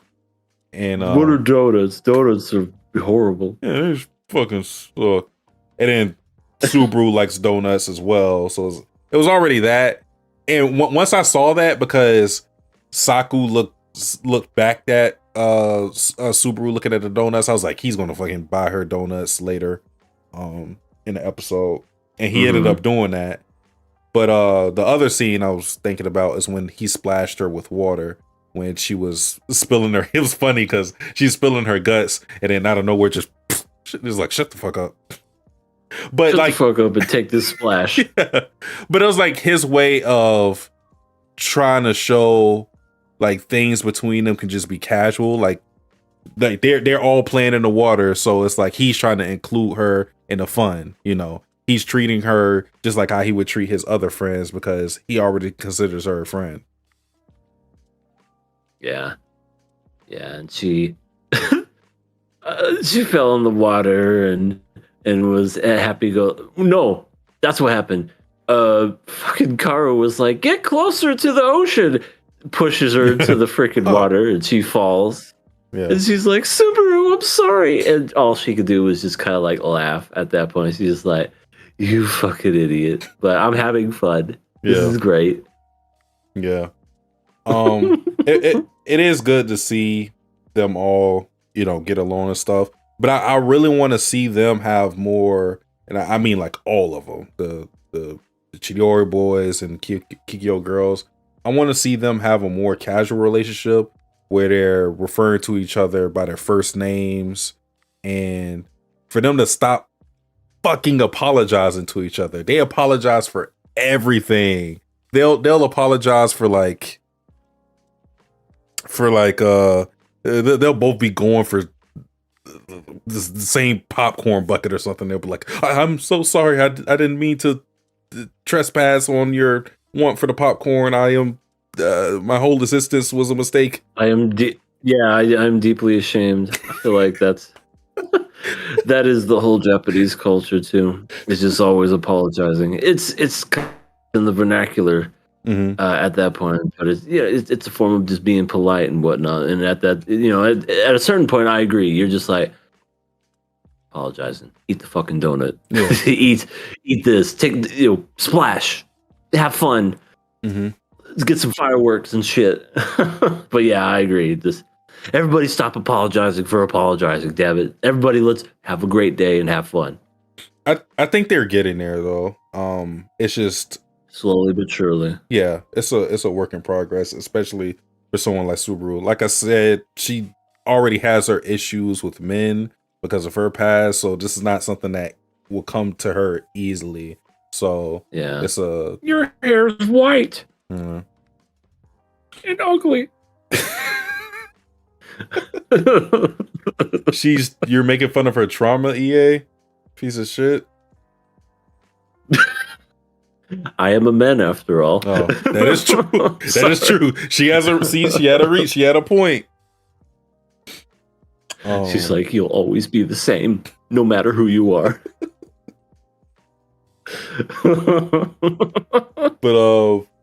But yeah. So all that apologizing and heartfelt stuff happened, mhm. and then we get, it comes nightfall. Ooh, they're lighting fireworks. I don't know what's in Usami's just system, but he has energy like no other. He's just bouncing off the walls, just fireworks. I mean, if the man can eat, we know that for true. But I feel like when it comes to energy, he's untouched. He's got the ball of energy going. Yeah. They ran out of fireworks.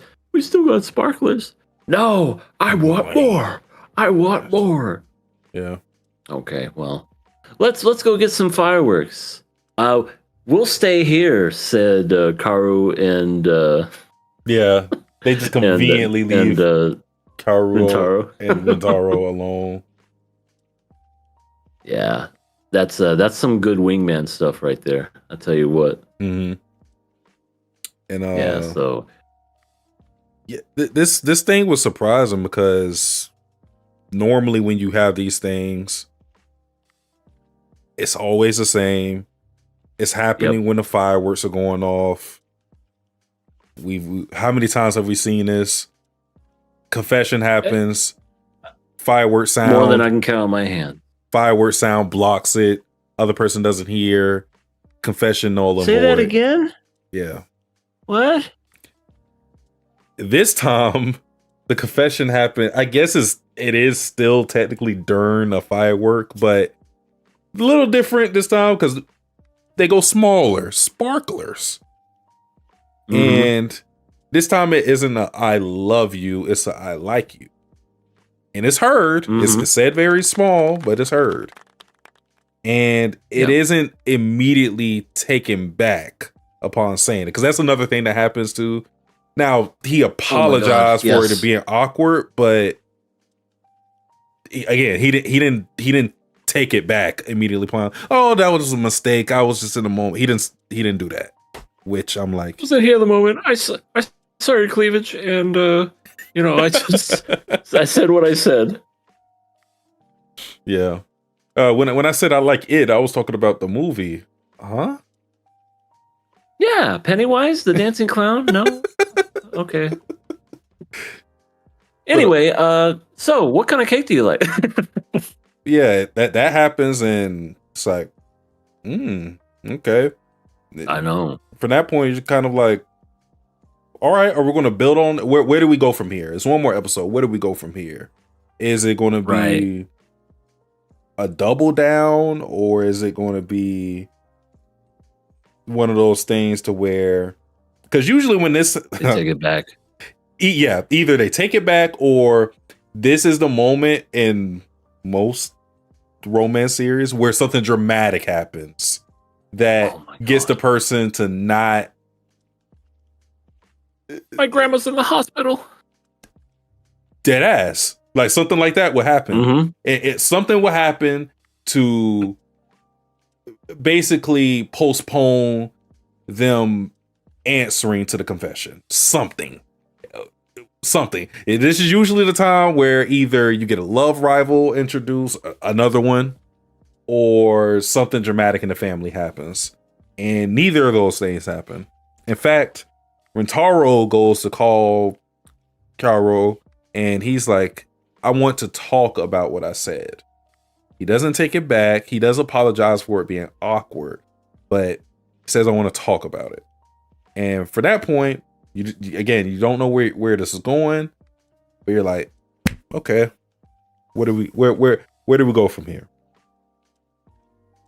Yeah, because they didn't really give an answer to one another, only because they couldn't, because their friends came back with the fireworks, and both of them were, being teenagers, crushing and blushing, and just, ooh, the awkwardness and whatnot. But I just love that in those shows too. Hey, why are your faces so red? It's the fireworks. Yeah, what does that mean? You just can't get enough of him. Okay, whatever, man. We're gonna light up some more fireworks. Yeah. He calls her. Yeah, and because Kaoru was just like flushed and red the whole time, walking with Subaru, and Subaru's like, "You good? Oh, yeah, I'm good." And then it's like, "Oh, I should take this. It's probably from one of my parents." Oh, and then it's Rentaro, and thus ends episode 12. And yeah, they want to talk about the confession. And where do they go to talk about this? None other than the classic summer festival. My God. Yeah, we literally went. I don't think I have it anymore. I had a recording of like most of like the oh my God, move. Okay, I have a recording of all like the high school romance tropes. If I could find that would be cool. I don't know if I can, but yeah, a lot of the tropes I name are the sports festival. What did I call? Did I call this a summer festival? It was some festival. Maybe I just said fireworks festival. I don't know. But like, I don't know. Sports festival, like fireworks festival. Then there's like the confessions at the rooftop, confessions behind the school. Culture festival. That's what I was thinking about. Culture festival. That's it. Yeah. And I'm like, yo, we got two of the classic tropes back to back. We got the fireworks. The beach, and now the summer festival with the whole yukatas and everything. And yeah. This one was. It's funny because they played on most of the tropes you'll see, with them going to stall, which I guess that's not a trope. That's just something that you do. I mean, like, what else? That's something Kaoru does. Yeah. Oh my God. She was just stall to stall. Bro, you can't take her nowhere, man. No, I have a candied apple. Ooh, I want some shave ice. Ooh, I want some takoyaki. Ooh, I want some. It's like, did you even finish it? I don't care. I want that. God. Griffin said we also have the forgotten first meeting trope. True. Yeah, not no childhood friend thing, but the faded first meeting that one person forgot. The meeting where it meant everything for that one person, but not as much for the other. That whole thing. Yeah, that is another trope. Griffin, I didn't say like you. I said I like you. What is good, Midnight? He said, I'm late as hell, but Yeah, screw hello, y'all for Midnight. calling my queen Marin a devil. Listen, I didn't call she's her the a devil. devil. She's just labeled a devil. I did. Oh, well, there you go. I called her the devil because she lied. She said that she was going to do something and then didn't do it. So she's horrible. 0 out of 10. Mhm. Not best girl. And I said what I said. Miyako better. Oh, there you go. But what was it? Oh yeah, Kaoru fucking up the stalls, clean them out. She's Pac-Man or Mrs. Yeah. Pac-Man. Yeah. And we had the whole classic. Oh, does your leg hurt? Now, usually, whenever you get to these festivals, what ends up happening is the girl always has an injury, an ankle injury, usually, and then the guy has to carry her on the back. Yes. Whenever they go to these festivals, it's just like the ladies there are just going to be injury prone. They're going to be on their best Anthony Davis impression. But this time, Motherfucking. this time she didn't get injured. It was just he was like, "Oh, your legs are tired. Let's But it was just an excuse to talk. And Yeah. talk Rentaro did because he just straight up goes for it. And he said it twice. That was the thing that I loved the most. He said, I love you. I really love you. And I was like, you said it twice. You didn't, so that there was no confusion of, what'd you say? I love it. I won't say I was necessarily I'm more so surprised that, because at this point I'm not surprised. I guess I am surprised of how direct it was, or like how determined he was to get that off. I guess.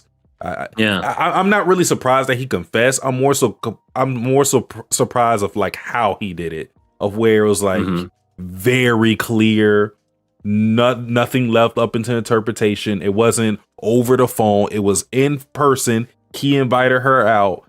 He set the mood for it, and he just went for it, and it was clear, and it was understood, and he explained everything. It was like, because I would think if there was going to be a confession, it was going to be a little more awkward, but it wasn't. Yeah. It was just plain old, flat out, I like you. I don't just like you, I love you. Please go out with me. Just like no fireworks exploded over their head. Nobody cock blocked him and said, "Excuse me, do you have the time?" Nobody threw a ball and said, "Sorry, could you give me that ball?" But nothing. It was just as the best possible confession you could possibly make. Yeah, and one of the issues he was dealing with his whole love of Kaoru was him like. He kept talking about how he liked to see her smile, but he didn't really know what going out with someone meant. And he wouldn't take the steps necessary for him to be in a relationship with her, where it's like he has to have the desire. He has to have like this sort of like this selfishness to go take it a step further and go like, I'm not just satisfied with seeing her happy. I want to make her happy. And that's a step that he took in this episode, where it's like, and he said like, this may be a selfish thing of me, but like, I want to go out with you. I don't want to just see you happy anymore. Like, I want to be the person that's generating that happiness. So it's a big, not just for like romance progression, but it's a big step for him as a character because he's someone who doesn't normally express his desires. And that's what we've been seeing over the course of these last couple episodes, like him asking his dad, can he teach him how to bake cakes? And it surprised his dad. It's like, yeah, progressively he's finding himself. So Yeah. big step for his character. Absolutely. That was a great big step. And we get a plot twist. We get a little a little something that happened because Kaoru was, basically just all kinds of flustered and just like, oh man, this is happening. But then she kind of like came back and said, well, I just want you to know I've known you for a good while. And Rintaro was like, come again? What are you talking about? You did last winter. Huh? That was one time and no one was supposed to be watching.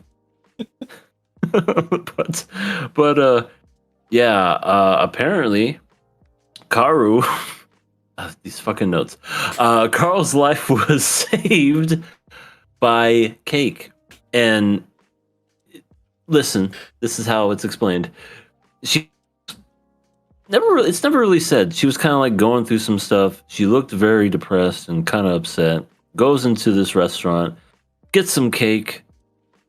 The cake was really good to the point where it moved her to tears.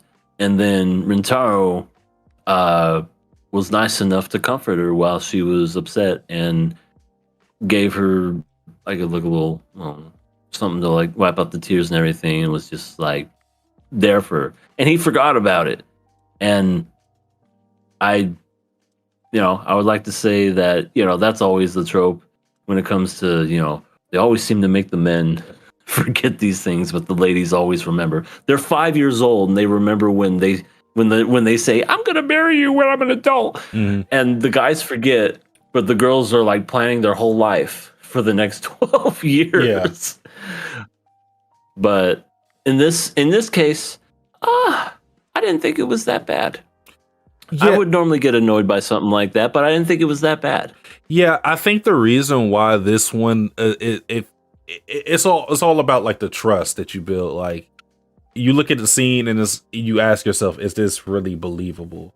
The reason why I could say it's a little more believable than most situations is because I can see, first and foremost, Rintaro's just a naturally kind person. So I'm not saying that he's been in similar situations like this, but I wouldn't be surprised if he's helped a lot of people in this shop. Not maybe in the same way, but it's one of those things to where he didn't really think about it. And two, you know that whole thing where there's a word for it, but it's like when you don't have a connection with something, you don't notice it as much. But when you build that connection, then you start to notice it a lot. Like, for example, like let's say there's a named character in a particular series. Like, let's just say it's Breaking Bad. Let's say you didn't know who Gus was before, but he was in he made a whole bunch of cameos, but he wasn't named. Oh my gosh. You're not gonna know. Yeah. You're not gonna exactly what you're talking about. I've done that with so many celebrities. Yeah.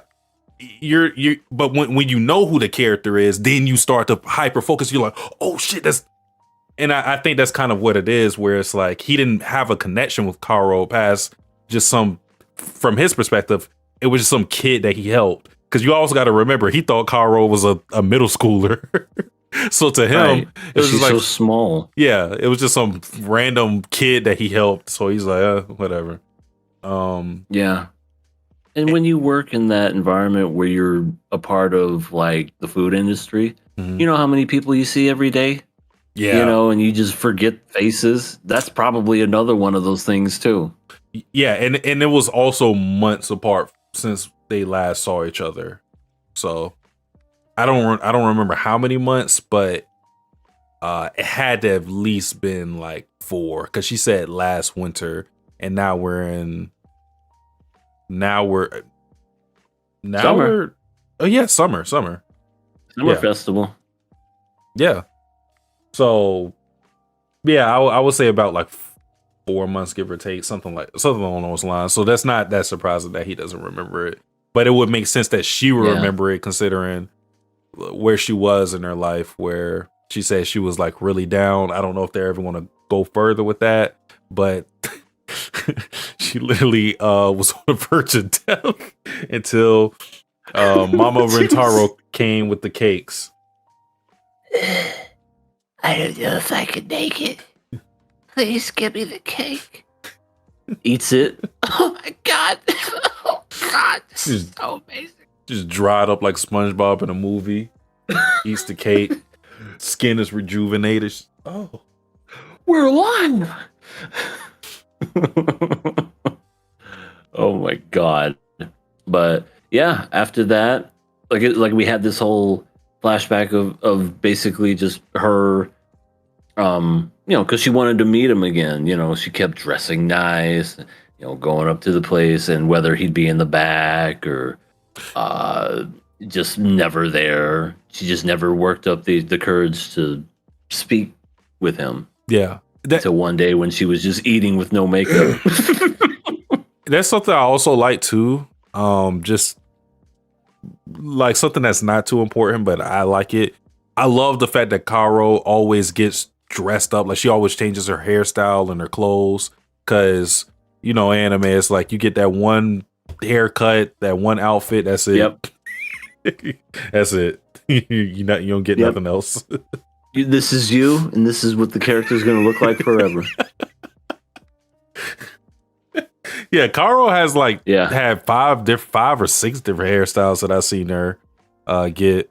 Like when she had the flashback, she had straight bangs, and now she her like default hairstyle, the curly hair she had, but she switched that up a couple times too throughout this whole thing. Yeah, I just loved how she was just like, I wasn't paying attention, and I was eating everything on the menu. And I just happened to see you, and then I ran away because I wasn't dressed the way I wanted to be. It's funny the moment he caught her when she didn't have the clothes she wanted or the makeup, and when she's fucking paying out. Because usually she never eats in a restaurant. Beautiful. Well, no, the first time he thought she was a fucking kid. Oh, right. Right. Never mind. She was just fat kid.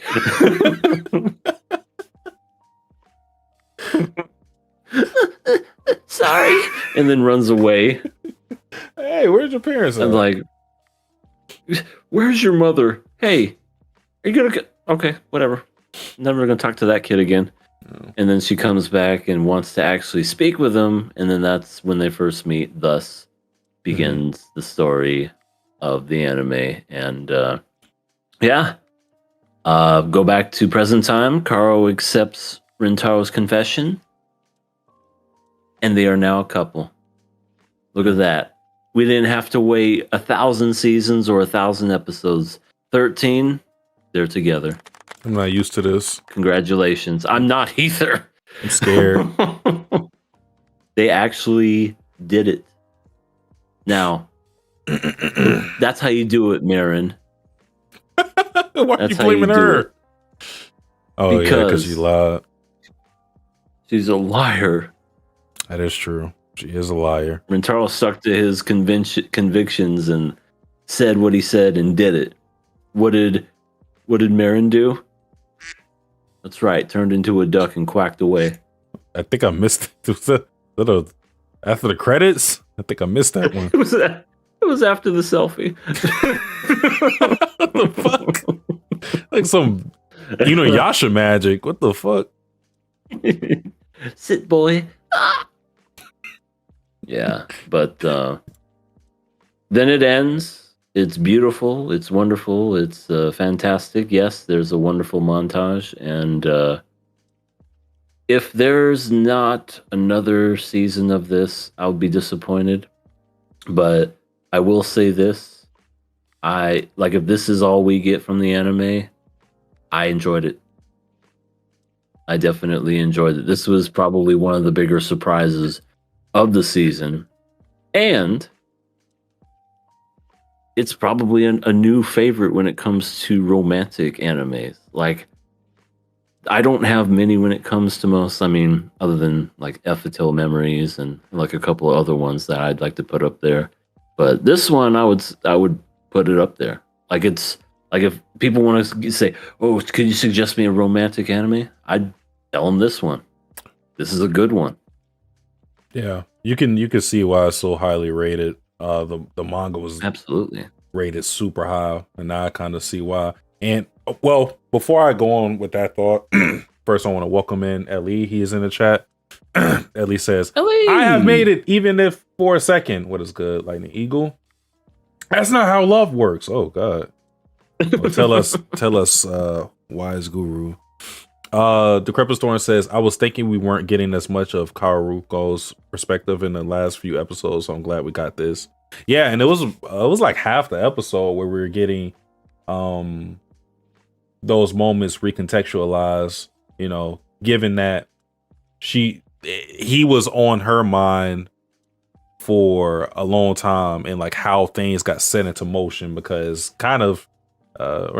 she did will it to happen, because I mean, it just got to a point where she just asked her mom, yo, I'm trying to fuck your son. Where is he? She's I like, want your son's D. Well, I've been waiting for this day. He's in the bag. she's like, well, let's see.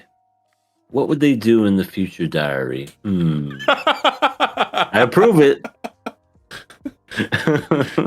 Oh my God, that mom. She's terrible. Decrepit Storm says, yeah, I think this is also a new favorite of mine in terms of romance.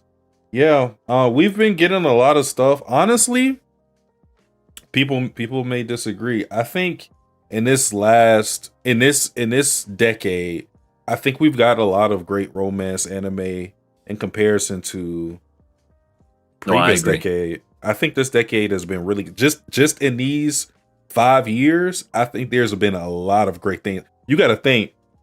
I know Kaguya-sama was like 2019, but like it's been ongoing to run into this decade. It's new. Yeah, like you got stuff like Kaguya-sama. You got stuff like Fruits Basket. You got this show. You got Insomniacs After School. It's a lot of great things that came out in this decade. A lot of great things.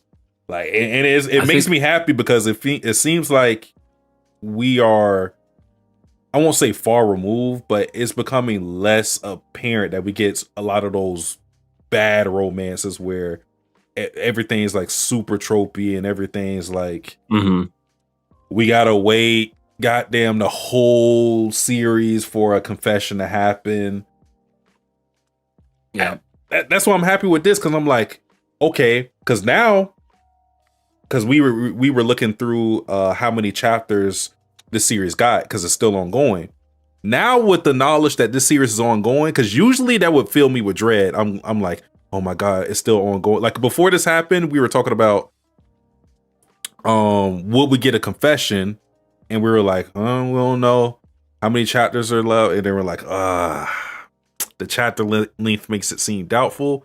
But now that we got a confession and them confirming that they're going out, now it makes us having all those other chapters past this point.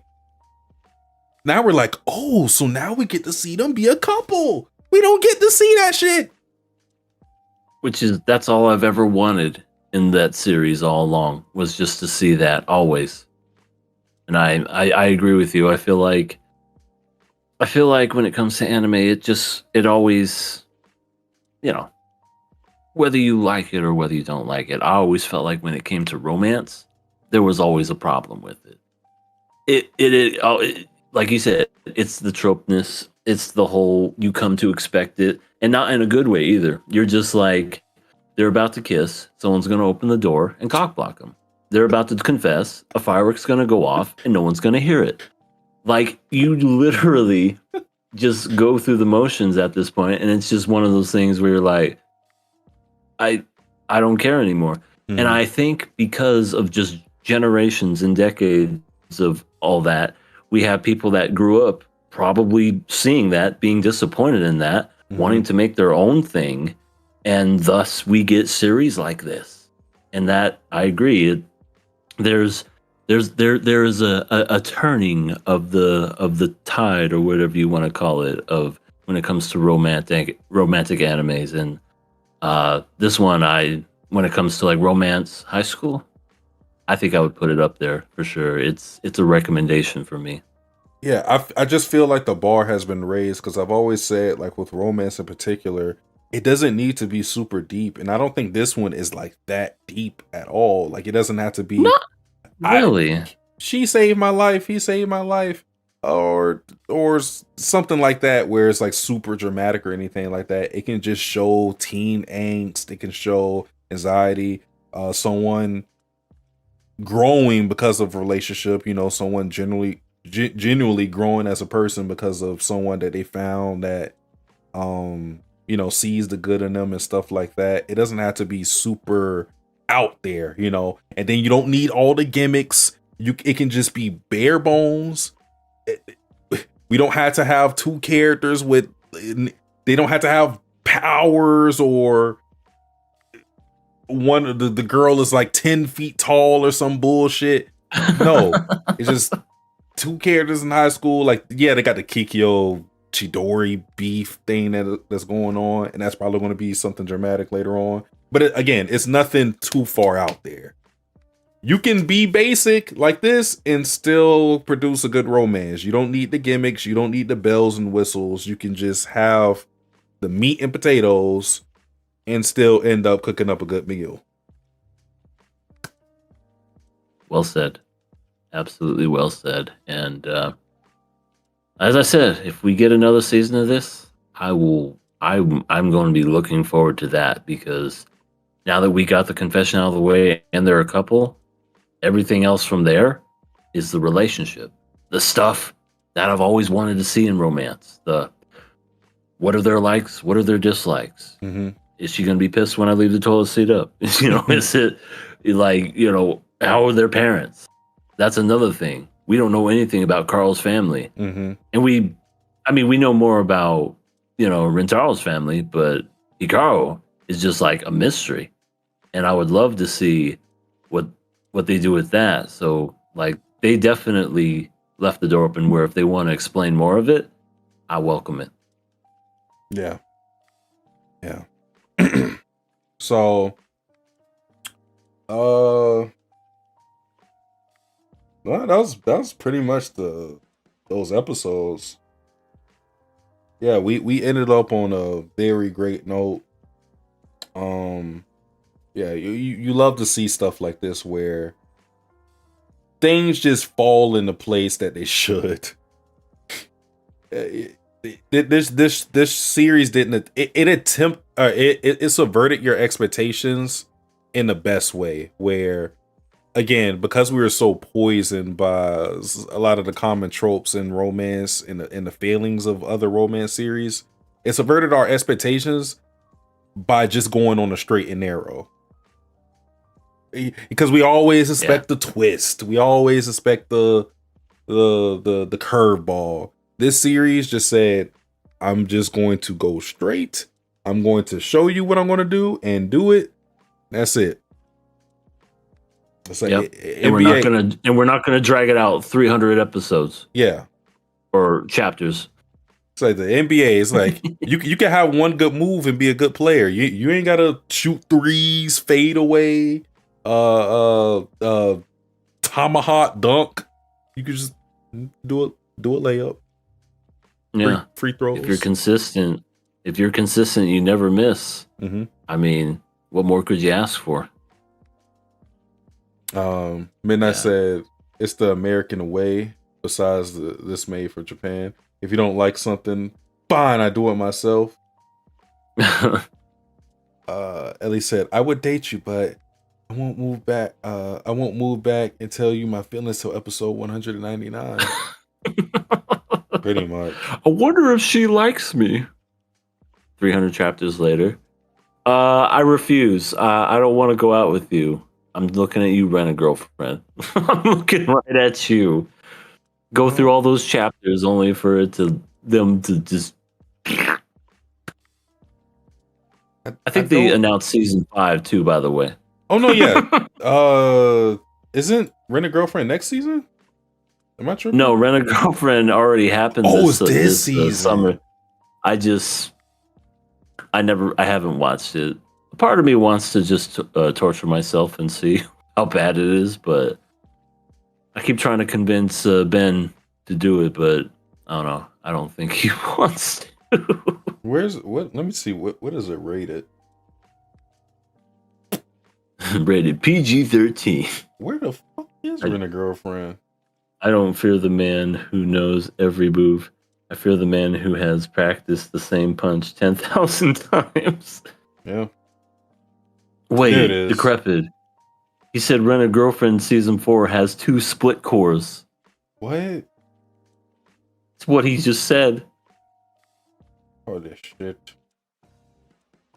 That's insane. Rent a Girlfriend is sitting at a 6.15. Oh, beautiful. It's People lower are than, sick of it. it's lower than last season. Wow. I can only imagine what they did this season. Damn, it's the lowest season ever for Rent a Girlfriend. I think people are just tired of it. I don't blame them. After what it's devolved into recently, people are tired of it. They keep making seasons of it, though. That's the thing that just always blows my mind. It's weird too because season 3 was the highest rated of the season. So I don't know what they We did can in get season 5 4, but We can get 5 seasons of Rent a Girlfriend, but we can't get a second season of The Fable. yeah, My God. that's because nobody watched The Fable. Oh, you're right. I know, but it's still. I love The Fable. Yeah, that'd have been great with not even a great budget, just a good budget. That'd have been great. Hell, Sakamoto had a decent budget and made it look good. If they had like a Sakamoto budget for The Fable, it would have been fantastic. You can't rush Yes. art. You can't rush art. Yeah, okay, Decrepit. Well, I think that's it for me when it comes to Karo Honda. This was a pleasant surprise, and I welcome more if it ever comes in the future. Well, I think that goes to say this is a very, very easy pass, probably the easiest one of this season. Yeah. So, Absolutely.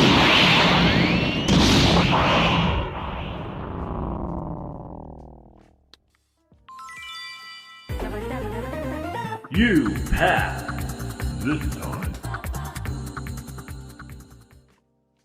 all right. Now it is time to move on the last show of the night. We are talking about The Summer Hikaru Died, episodes 11 and 12. Well. We have come to this now. The Summer Hikaru died. We're starting with episode 11, where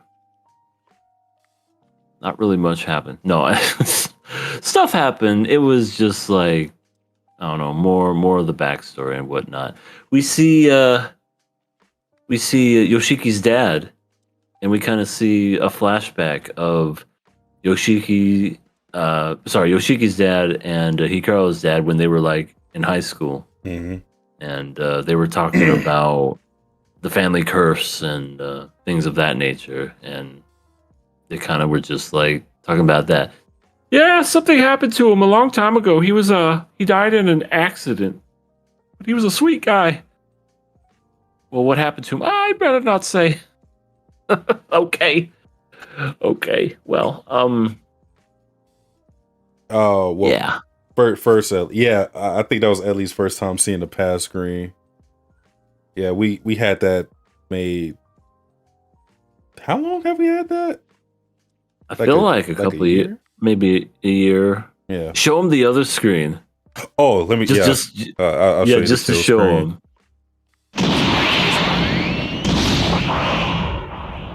Stop. Ignore the thingy. You have been killed.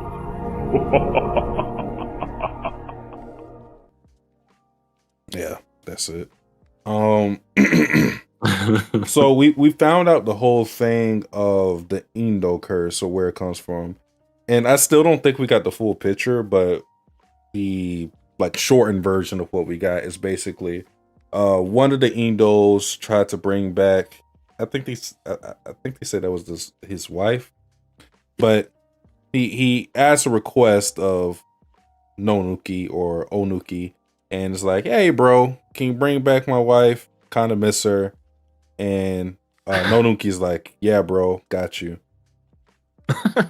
And they bring the wife back, but it's just the head, and then it dies like a day after.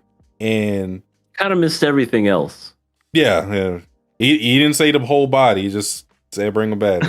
I did what you Didn't asked. specify. Yeah. That's that Cube type of shit. Oh my god. Freaking That's not what I Cupid. asked for. I mean, verbatim, you humans said. are so weird. But yeah, in asking of this request, we don't know if this is a response. We don't know if somebody decided to do this as like a cover up, but they said like a third of the village got slaughtered essentially in various ways. They were via trampling, horse trampling. Some people's heads literally just disappeared. We have Animals' no heads are idea. falling off. We don't know what the fuck was going on. Like, we don't know if this was a result of the request or if the request was used to cover up these horrific acts. Because it could be one of those things to where like obviously something supernatural is happening, but somebody or some force is using the supernatural as an excuse to cover up like grisly murders. Because I just feel like there's more to all of this than what's being stated. Yeah. But yeah, that's the Indo curse, and that's why they take the shrunken head there every 5 years to apologize to Onuki. And Again with apologizing. yeah. I mean, I feel like this one is a little especially because they're trying to get like they're trying to make sure like, hey, we're cool, right? You're not gonna come down from the mountain and like slaughter us. Fuck it. Hee hee, ooh woo. Fuck it. Just trying to be all cutesy and everything. Tee hee, you're not gonna kill us. Tee hee, right? Please. Ooh woo. Yeah, get the fuck out of my forest. You just run away crying. But yeah, and then he talks about how when Kohei is his name, Hikaru's dad, when he performed a ritual, he died in an accident. And again, the way he's framing it is this wasn't like some supernatural thing that happened. It was a murder that was covered up. Yeah. Yeah, I think he was a sacrifice. I think he was a head that got put up in that mountain or wherever, that shrine or something. Because when they were talking about the accident, I don't know if it was immediately after or maybe it was shortly after, but it showed Hikaru and he was looking at the shrines and showing the heads. And then he was imagining all the heads, and then he imagined his own head on the wall. So I don't know if maybe that was kind of hinting at that when it said that. So I was just like, I wonder if he was a sacrifice, and that was what that accident was. Could be. Trying to get rid of the curse altogether. Yeah. You know? It didn't work. That's something else. But Yoshiki sees a painting. He opens this book. I've said this I don't know how many times. Whenever somebody is reading a book in fiction in any type of media, I hate the fact whenever they open a book, they never start from page 1. It's always they open the middle of it and then they flip a couple pages and then find exactly what they need. I don't know why that bothers me so much. But yeah, that's what happens. He opens it in the middle. He flips like 3 pages, and then he sees a painting that resembles like the monster form of Hikaru, and he's like, and it's from 1519. So I wonder if that's a real painting. I don't know. I didn't look it up. Because they said that it was called Gehenna. Like the painting was Gehenna. And I've heard that word before. And I wonder if it's a real painting. I'm curious. Gehenna painting 1519. As I type it in the fucking doc. I was looking at you doing that and I was like, wait. Please ignore my stupidity. I'm sorry. If I can type Gehenna. Gehenna. Is that it? Is that it? Oh my god. I don't think it's a real painting. I don't think. Wait. Oh no, that's from the anime. I almost thought for a second that was real, but it's literally a screenshot of the book from the anime. So, never mind. Okay. Never mind. But anyway, so yeah, that right there just kind of like makes you go, so this creature's been around since the 15 fucking hundreds. Yeah. Damn. Yeah, so it makes you, well, it definitely kind of confirms like this goes beyond this whole Indo curse, because this Indo curse thing that they're talking about dates to like the 1700s or something like that. So it's further, it's even further back than that. So it's like this thing is something that seems to have been around civilization for a very long time. Creepy. So what is it exactly? We don't know. But it predates a lot of this information we were getting with a lot of this curse, the famine, the abortion stuff, all that. It's even before all of that. So again, this brings the question: what exactly is Nonuki? What is this creature thing? Is it some alien that's always been here? And you know, it happened to dwell in Hikaru's body because of the request that Hikaru made. It's just somebody that loves to give hugs. Maybe. Because he was trying to give Hikaru a hug. Yeah, he gave. Or sorry, Yoshiki a hug. Sorry, Yoshiki. He also gave Asuko a hug too. Sako. Sorry for rupturing your eardrum. He was freaking out in the middle of class. He's like, "Hey, you want to go see the movies afterwards?" The way he was glitching was so funny. Yeah, you're just like, what the fuck is happening? I wanted to say that I did not write this in my notes. Yoshiki had the absolute worst escape attempt I've ever seen. He ran straight down the hallway, goes to the first corner, and then just sticks on that corner. I'm like, brother, he's going to check that corner. What are you doing?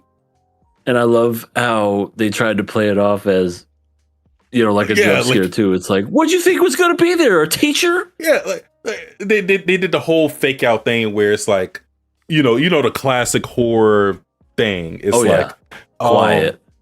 You hide, and then you hear distant footsteps, and then the person has a sigh of relief, and then come to find out they're right there. No!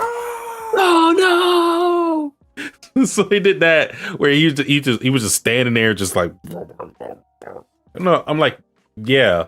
I mean, this wasn't a good hiding place, and I understand it was the worst. I think he didn't want to go downstairs because he was afraid that he was going to he was afraid of him being exposed to everybody, or he was afraid that he was going to kill people if he went down there. But I'm like, at that point, you might as well not even close your eyes or any of that. You might as well just look like, hey, shit, let's do it.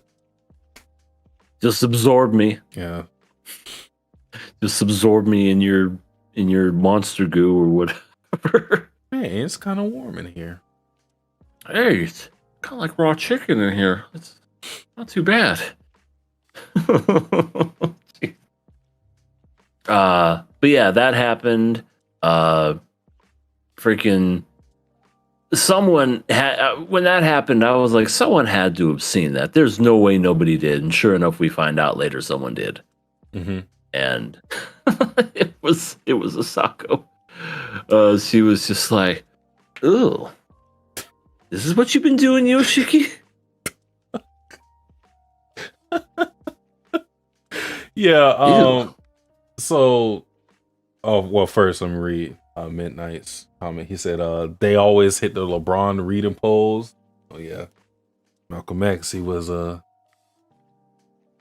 very smart man. Knowing damn well he didn't read that book not one time. Oh my god! Hey, QRW6? How you doing, buddy? Haven't seen you in a hot minute. Yeah. It's been a long time. He says, What up, KOA? How y'all doing? Nursing school's keeping me busy. Will show support as I can. Hey, we're happy you're in school and that you're keeping yourself busy with that. If it takes up most of your time, just remember you don't have to if we're live. You can always watch us on the rerun. So yeah, don't feel like you're obligated. Yeah, for sure. Handle your appreciate business. Yeah. I'm glad to see that you taking care of business with nursing school. We need some good nurses. Some bad ones out there. And I'm not talking about bad as in sexy. Or naughty nurses. Yeah. But so yeah, and we had the whole moment with Asako and Hikaru where for the first time she's grieving over Hikaru's death because no one got the proper chance to grieve his death because he came back. So it was like, oh, he's not dead. But Hikaru just confirms, Hikaru's dead. I'm not him. I'm not possessing his body. He's gone. He's not coming back. So she just, breaks down in tears. And yeah, this is an empty shell. Yeah. And he actually goes to try to comfort her, but I don't know how much that's gonna help. Yeah. I mean, touched her eyes, probably made her blind. just plucks it out. Just, hey, that's kind of leaking. Let me try to fix that. Let me try to fix that. Oops. Hold on. Let me put it back. No, I'm sorry. Please stop. And then she's just dead. Just turns into a fucking fatality. It just turns into a dark comedy at that point. Oh, I'm sorry. Let me put your head back on. Oh shit. But yeah, so after actually that happened before. I think he may have skipped ahead a little, but it's fine. Shit. It was still a good scene though. with the death. But hold on. What do we want to talk about? Okay, Hikaru, he eventually gets his self back because he was oozing out and everything, but then he seeped right back into his neck hole. And then that's when he was like, am I lying or am I lying? No, yeah, you're right. It's just like when you say it, it's like, what the fuck? So he seeps back into his neck and he gets his consciousness back and it's like, did I just do that? The fuck just happened? And then he was kind of upset that he lost control of himself because it was kind of hinted in the previous episode, like it was the after credits where he was going to reach out and touch something because through his perspective, he sees like something like a shiny orb. I'm assuming it's the thing that he has in his pocket. I don't know why the fuck he doesn't put that like in a safe or under his bed or something, but no, he has to keep it on him at all times, but whatever. So then in school, that's when he does the whole freak out thing, sees the same thing, and then Hikaru is upset to the point where he goes over to Rie and seeks help because at that point he doesn't know what to do. He's just like, I'm afraid I'm gonna not just kill somebody, but I feel like I'm gonna kill Yoshiki, and I don't know what's gonna happen to me now. I'm losing myself. Yeah, And then Rie, God bless Rie. You know, I like Rie, but I mean, she has to be an adult at some point. seriously. She has a decision right then and there to end all of this. And I don't know exactly how she's going to end it, but from my interpretation of it was she was going to be able to basically split Nonuki away from Hikaru's body, which would, at the very least, get him back on the mountains, because he would be like this formless monster again. And he's already kind of like losing power, so I think that would really cripple him. But her being her, she's too soft. And it makes sense because this monster version of Hikaru is his own person now. This isn't a pure monster, but he does have that monster instinct. So she's looking at him like he's a kid almost, and can't bring herself to essentially kill him, and she just leaves it alone. And that irritates me because this is the same person that warned Yoshiki and said, if you keep getting more attached to this thing, you're going to become more monster. And it's like, at what point is she going to have to like just come between them and just say, okay, enough's enough. Either you're going to die and become a monster or a demon or whatever the fuck, or I'm going to put an end to it. And she's not doing that. It's just, it's kind of annoying at the point. But it's like, why even warn them if you weren't even going to do anything? You know what I mean? Well, we see that's a flaw with her character because that's something that she had dealt with her son, apparently, where it was like the same. Well, I won't say same situation, but similar situation with her husband and her son, and they also he was ended up mixing with the father because of all the contact he had with them, and we still don't know exactly what happened there as far as did she kill her son with her own hands, what exactly happened there. But I think how she's dealing with this situation is highly due to what happened in her past with her son. She might be looking at Hikaru as like, I kind of see my son in him, that type of whole thing. Because that's why I won't get down on her too much, because she is a mother.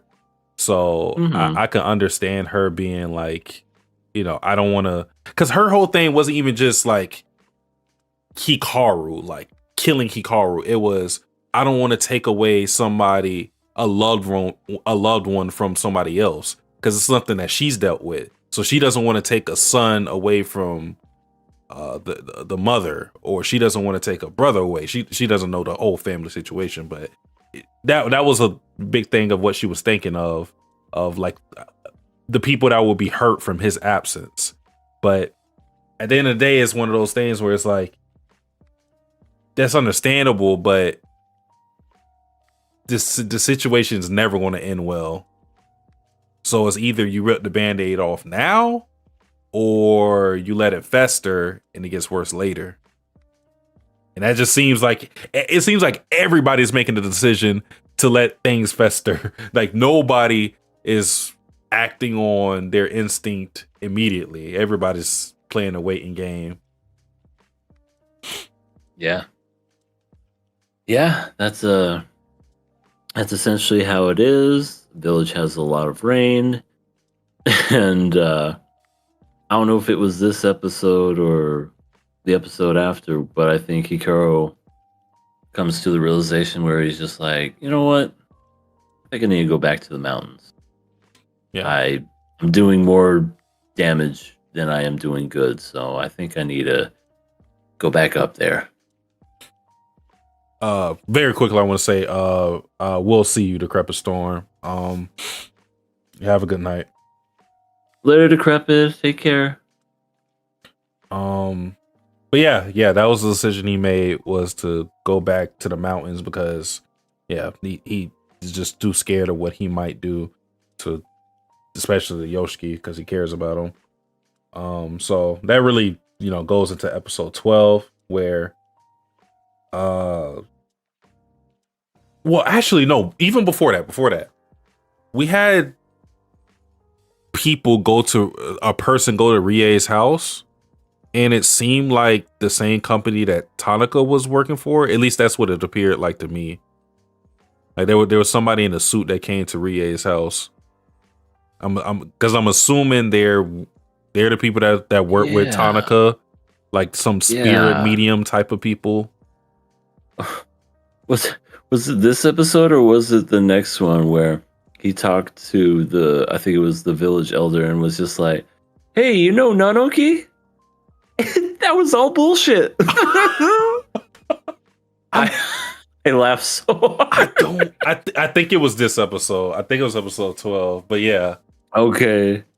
But yeah, I just remember that. But you're right about that. Where someone went to there and it was just really brief and really quick. But then they showed that scene with Tanaka and you're just like, what the hell? Yeah, because he says Nonoki is a made up god by the village. And that's what made me say what I was saying with the last episode, is that are they using this whole supernatural thing as a cover up for grisly murders? Like some ritualistic type of thing that they're doing? Because... But then you explain Haruko, or Haruki. No, well, that's the thing. Hikaru, excuse me, duh. That's the thing. Like, we know these spirits and things exist, but that's what I'm saying. Because they have like actual factual evidence to back up the claims of this god. Because the thing that is weird is the whole name change, right? Because that's what the whole thing that they were investigating. They were like, why is it called Nonoki now if it's always been called Onuki? Like, what is that about? Why is this village so isolated, and why is this village the only village that worships this one god that we've never heard about in any other type of literature? Why is that? And it would have made sense if the reason was because it was made up by this village for whatever malicious means. We don't exactly know. But what is tangible is there are spirits, there are monsters, but there might be something that we're not privy to. Maybe it has to do with the people in black suits that Tanaka is working for. Maybe so. Maybe it's the Men in Black. Mm-hmm.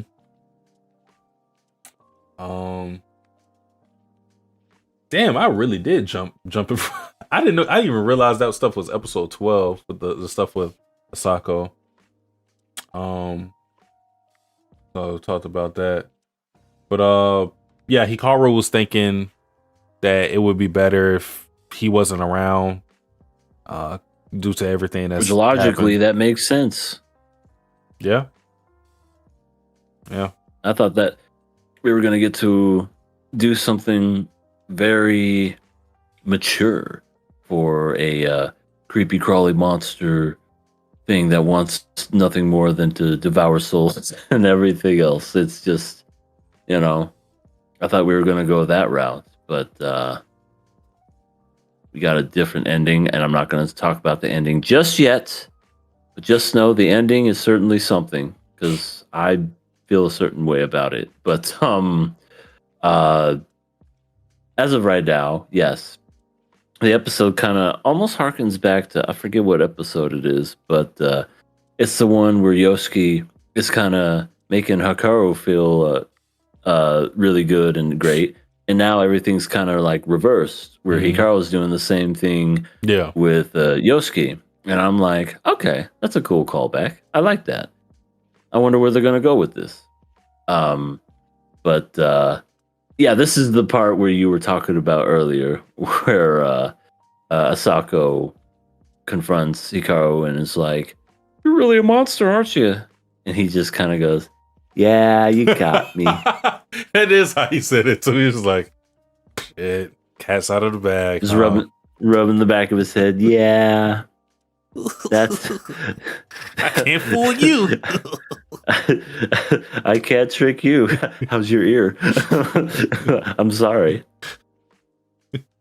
But yeah, she has her moment and she cries, and that was when we said the joke of went blind. No, but watch your tears and everything. Sad moment, because at that moment, I think they're going to the next grade or something. I can't remember because they're singing something. It's like an assembly going on, and Hikaru's just like, I'm not going.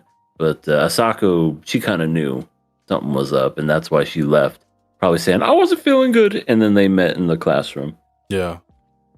And that was part of the reason why Hikaru said it would be better if he never showed up, because he's looking at Asako now, who's finally able to grieve over Hikaru's death, and he's thinking, I robbed everybody of that grief that they were supposed to experience, and because of that, nobody was able to properly move on, because let's say he just disappeared right now, it's kind of like they would have to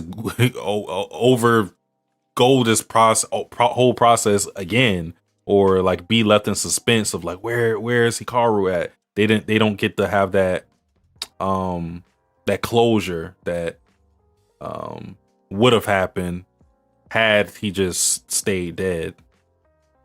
Yeah. And again, I thought once again that was a very kind of like mature way to like put it, because Anuki's just like, this is what happened because of me. This is what's happening because of me.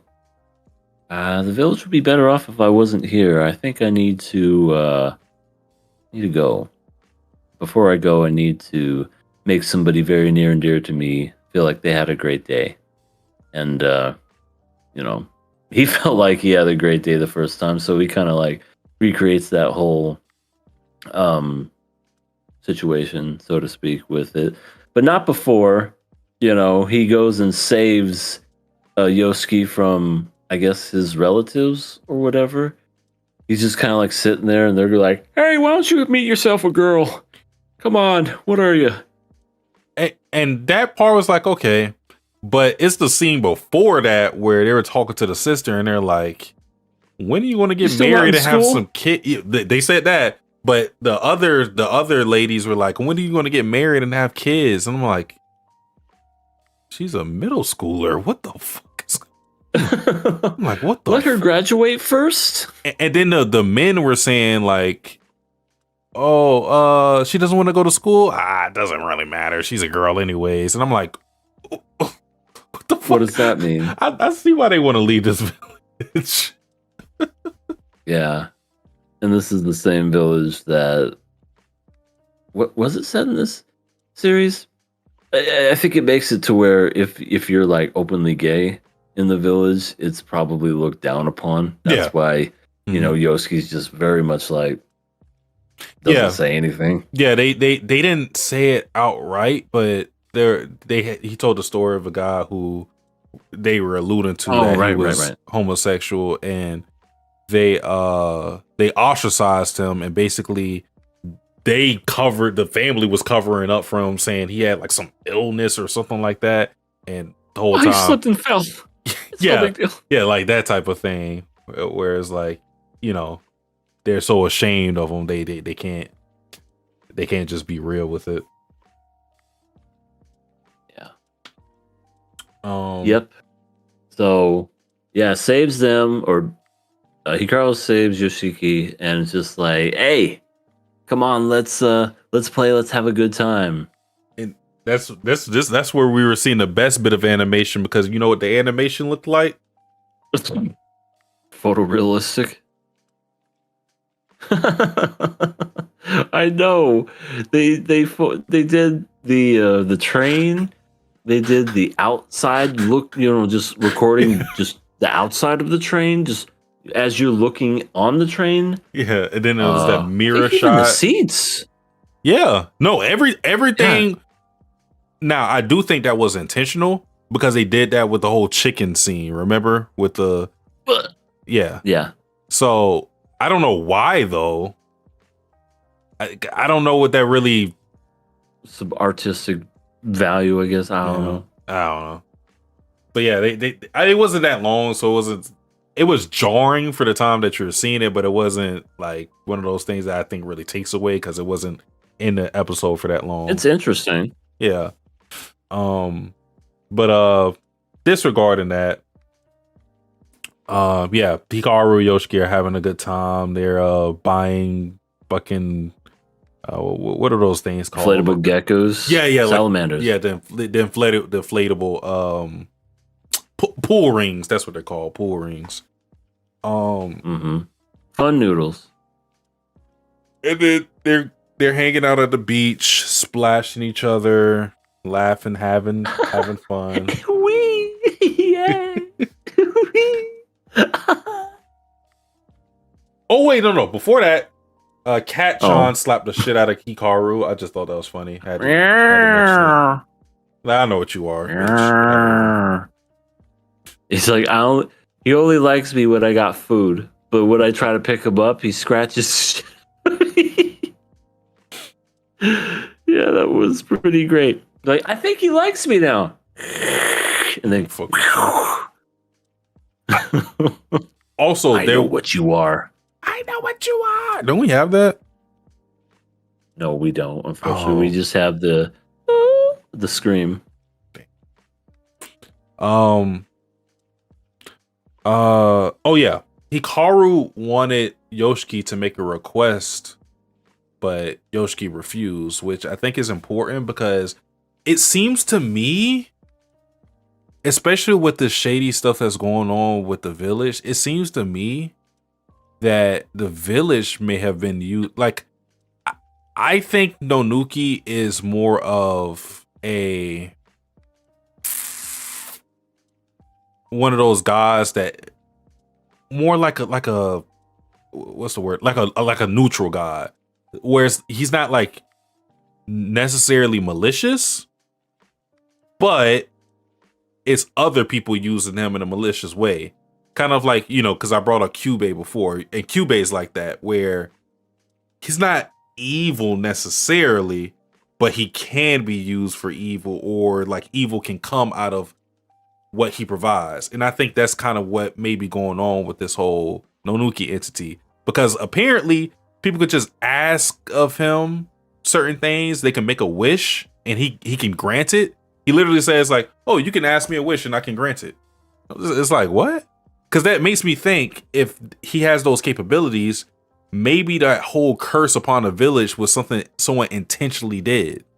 Like somebody wanted that to happen. For what reason? I have no fucking clue. But that's kind of how I was seeing things. And I think that's why it's important that Yoshiki didn't take on a request. So he didn't use that power that I'm sure wasn't used for good. Oh, yeah. Yeah, and he still carries it with him. He has his little piece, his little piece of Hikaru just always with him. Yeah, he got the memory card. He got the memory. It is like a memory card, isn't it? Oh, nothing bad's gonna happen now that I have this piece and I'm carrying it with me 24/7. I actually miss having those things around. Yeah, you remember you just have like because like with the PS2, just had the memory chip that you put into a random PS2 and then like, hey, I got my save file right there. Yeah, that was always great. I love those things. People, they didn't know. It was always just like, if you didn't have a memory card, it was the worst, especially if you were like playing a game. You're like, if I turn this off, I have to start all the way over again. Yep. And that's why I was like, when we finally got one, it was like a godsend. Passcodes. Remember passcodes? Instead of actually saving stuff, you could write down X's, zeros, squares in a certain sequential order. That's where I'm on this level. Yeah. I think that was before memory cards. And then they wanted to do away with that. So then they're like, buy memory cards. We don't do passcodes anymore. So I'm like, fine. I won't do it. Made me mad. Little me. I'm mad on the PlayStation 1. But yeah, I guess we get. Yeah, we're back to having fun on the beach. Mm-hmm. Yay! Having fun on the beach. Woo! Yay! Oh, by the way, Yosuke, I know we're having so much fun, but I'm going back to the mountains. So yeah, it's been real. See you later. And what? Wait, no, just don't let. Please, just tackle some. No, Don't leave me. leave me. I love you. Didn't one of them just say no? Hikaru said it. Yeah, Hikaru said Hikaru said that, but he had to specify that he didn't love him my in that way. God. Just to let you know, this ain't gay, bro. I'm like, come on, man. I love you, man. Oh, but not like that or anything. Just in a platonic way. Like a friendly, like how another man likes to have sex with another man kind of way. Here's the thing, like, sure, you can love him in that way, but I just feel like what's been going on in this show, it has not have that same portrayal. Like even a real Hikaru, you gotta think He put his death, hand in his chest. yeah. But with the real Hikaru in his death, his wish was to make sure that Yoshiki wasn't sad. And again, sure, that doesn't have to go into like a romantic area, but I'm just saying, the last person he thought of wasn't his dad, wasn't his mom, wasn't anybody else. It was Yoshiki when he died. And Yeah. Yoshiki is the same as that way. I'm like, I don't know. I don't buy it. Mm-hmm. But he doesn't love him that way. No. Just Obviously loves him not. in a non-sexual, very straight, non-gay way, which occasionally he likes to have his hands inside him, deep, like the raw chicken. What was the? Hikaru had like this slogan. It was what was it? It was like, will grant a request if you give head. Because they were obviously talking about like actual severed heads. Yeah. that was a slogan. I'm like, what the fuck? He's just holding up a sign. Give head. Oh, really? How long? Yes. So yeah, they go back and forth. Hikaru says, "No, I must go back to the mountains because it's the responsible thing to do. All this weird shit's happening." And this is the part that kind of annoyed me about this whole ending, is that as all this is happening, Yosuke's literally just upset and saying, I don't want that, yada, yada, yada, Mhm. yada, yada. And then he says, "I've grown to like you, not Hikaru, you, because of Hikaru," or whatever the fuck he said. And I'm just like, to myself thinking, you're using that as an excuse. You mean to tell me you would have been friends with this guy if he was a long-headed monster swinging back and forth, looking at him, freaking out? You freaked out when he showed his real self all over you. But now all of a sudden you're saying, "Oh no, I've grown fond of you and I like you." I don't know. I feel like he's still grieving over Hikaru, the real Hikaru, and is just not wanting to lose that side again. And I think that's what it is. And it's like, he has to go back to the mountain. That's essentially what it's going to end up to be. Yeah. No, I think you're 100% right, because I mean, he said as much. It's just that he kind of covered it up and made it seem like it wasn't that. But I think you're 100% right, because it's like his basis for even having connection to him is Hikaru. He has his body. That was what it started as. And we've already seen that he's been afraid of him whenever he's shown his true self. So now he is trying to accept him as he is, as a monster, not trying to force him to be a human, not trying to have him hide in plain sight. But I mean, it's kind of a reason why you're not just getting along with monsters. You're not trying to talk to those weird curses that are headless. Yeah, it's a reason. So he's trying, and he's saying all the right things, but I think he's just desperate to have the Hikaru stay here. And he knows if he goes to the mountains, that's it. He'll never see him again. And that's the thing. I wanted to see him basically just fight him off and say, "Don't follow me. I'm going back up to the mountains. This is how it ends." Obviously, that's not how it ends.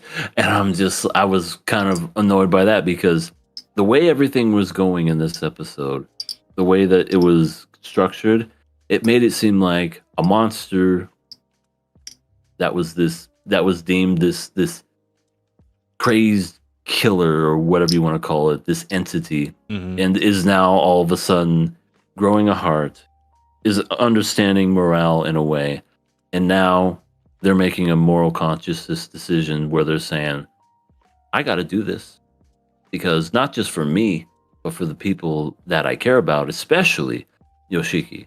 So if I kill any more people, it's going to make him sad. If I kill him, I'm going to be sad. So I need to go back up there, and I need to put an end to this. And I thought that's where it was going. But then we get just a wrench thrown into this whole thing where it's just like, I like you because I like the new you. Please, you're just making up excuses at this point. And then that was the trigger where Hikaru was like, you mean it? You like me? You want me to stay? And he's like, yeah, I like you, man. And then they hug, and it's a sweet moment. And of course, we have this random shot of Tanaka just doing this, looking at them, like whatever. It's a weird scene, because nothing even came of it after that. Well, no, because he confronted them at the very end of it. True, but nothing else after that. It was just they were walking, and then it just fades to black, and then it ends. Well, I'll say this, because I feel like that's the thing that he figured out, because he said something to the effect of, when he talked to the old guy about like how Nonoki wasn't a real thing, because that was a jarring thing, because we're looking at it like, bro, you literally just cut the head off the guy. What are you talking about? He figured something out with this monster that I think is going to come into fruition with that confrontation. I think that's what they're teasing. Like, I don't know. Also, there was a weird scene before I even finished that thought. There was a weird scene where Nonoki just looks at a snake and he stares back at it. And yeah, that was weird. Yeah, because I'm thinking like, my thought was like, is he transferring his soul over to the snake? It was talking to it. Hello, brother. Hello. I'm just confused, because I'm like, what is that? I don't think I've seen him do that before, because the snake was like reflecting his eyes too. So I don't know what that was, but yeah, no, I think Tanaka figured something out as far as how to get rid of this monster. And I think he's going to use Yoshiki to do something about it. Yeah. Or he might make that request. Yeah. Go up to the mountains, or come with me to the Men in Black headquarters, or something along those lines. Yeah. It was definitely not the ending I wanted. That's for sure. And I understand this is an ongoing manga that's still going on and what have you, but I don't know. I hate when shows do that, where they make you think it's gonna go a certain way, and you're like, okay, I'm expecting. It's not even really like a good twist. It's just prolonging the inevitable, because it's all gonna come to a head at some point. This isn't one of those things where, if you just blow it under the rug or just forget about it, it's going to go away. No, something bad's going to happen in the village if he doesn't go back to those mountains. Yeah. It's just, it is what it is. But we're just prolonging it at this point. Yeah, I mean, on the end of Yoshiki, I think it's definitely understandable, consider his connection with Hikaru. I do think I won't say contrived, but it's a little more forced when it comes to the Yeah. Rie angle. Oh my God, yes. She should have done it a long time ago, especially what she's been through. Yeah. You would think, but I don't know. Maybe they'll explain it more in the second season. Yes, Yeah. because we're getting a second season. Yeah. But yeah, I don't really have an issue with the Yoshi thing, just because he's so broken up about Hikaru's death. I don't think even when he tried to kill him, he still didn't want to do it. He just still didn't want to do that. His heart wasn't in that. So he just Blech. that whole thing of Hikaru's death messed him up, and I don't think there's any scenario he tries to really push him away, or no matter what bad he does. He's already said at this point he's going to be an accomplice for him. He's like, I don't care if you kill people, and then it's like, all right, you say that, but he kills the wrong person. I don't think you're going to sing that same tune. But that's what it's going to take. He's going to kill his little sister, and then all of a sudden it's going to be lights out. But that's what it's going to take for him to see how much of a monster he really is. Yeah. Curious to see. I mean, I know they announced it literally the same day, but I don't know when this is coming back. Like, is it going to take another year? Is it going to be a couple years? I mean, who knows? No clue. No clue. But that's pretty much it. It's a killer pass for this show. Oh, do we want to watch season 2? Or do we want, whenever that will be, or are we gonna kill it? I mean, this is a show that we watch without C anyway, so this is definitely going to be one that we're going to have to come to the table on. I mean, we also did it with Kaoru Hana, but I think that show is a lot more acceptable than this show. Right, that's more of a sell than this show, where he's like, what is it about? And they do what? He puts his hand where? It's just like chicken. What? And it feels like, what? What? Just imagine him say, what? Well, let me think. I'll do it. I'll rip the Band-Aid off. I say I'm gonna kill it.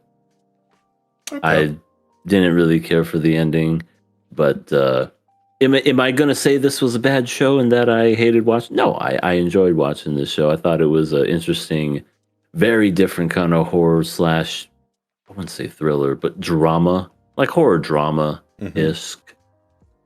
And it's just a lot slower than I anticipated, and I don't know. I want them to kind of like get to a certain point, and we're taking forever to get there. So for me, I'm gonna kill it just for that. Okay. As for me, I enjoyed the show. It is, out of everything we're watching, probably my least favorite. Either that or Sakamoto Days. Again, from the remaining shows that we're watching, I'm not entirely sure. But when it comes to my views, at least on the killing or passing, my decision is more based on the conversation rather than the quality of the show. And I think in general, this hasn't been a show that we've been too excited to talk about anyways. So I'm kind of like, killing it is no real issue for me. So I'm going to do what Rie refuses to do, what Yoshiki can't do, and I'm going to kill Hikaru so he stays dead.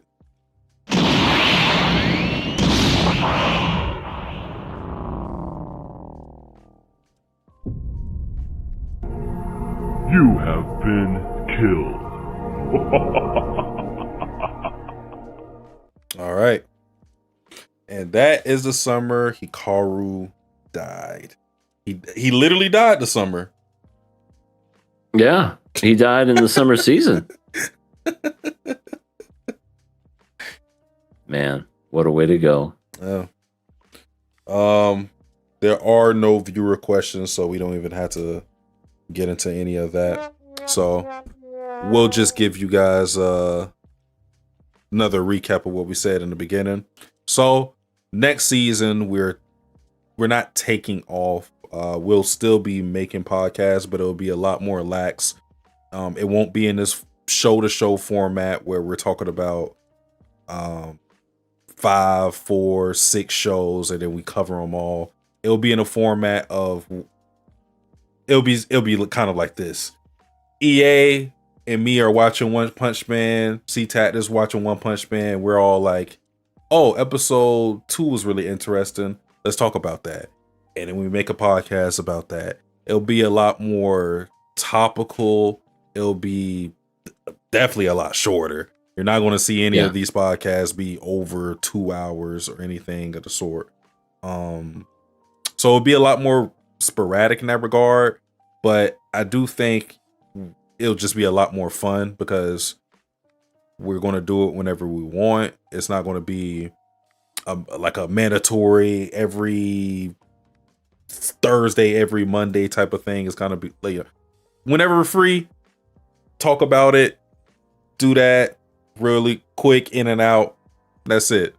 You know, I don't even know if we're going to be having like notes and stuff. I'll probably still make notes just so like we have names and stuff.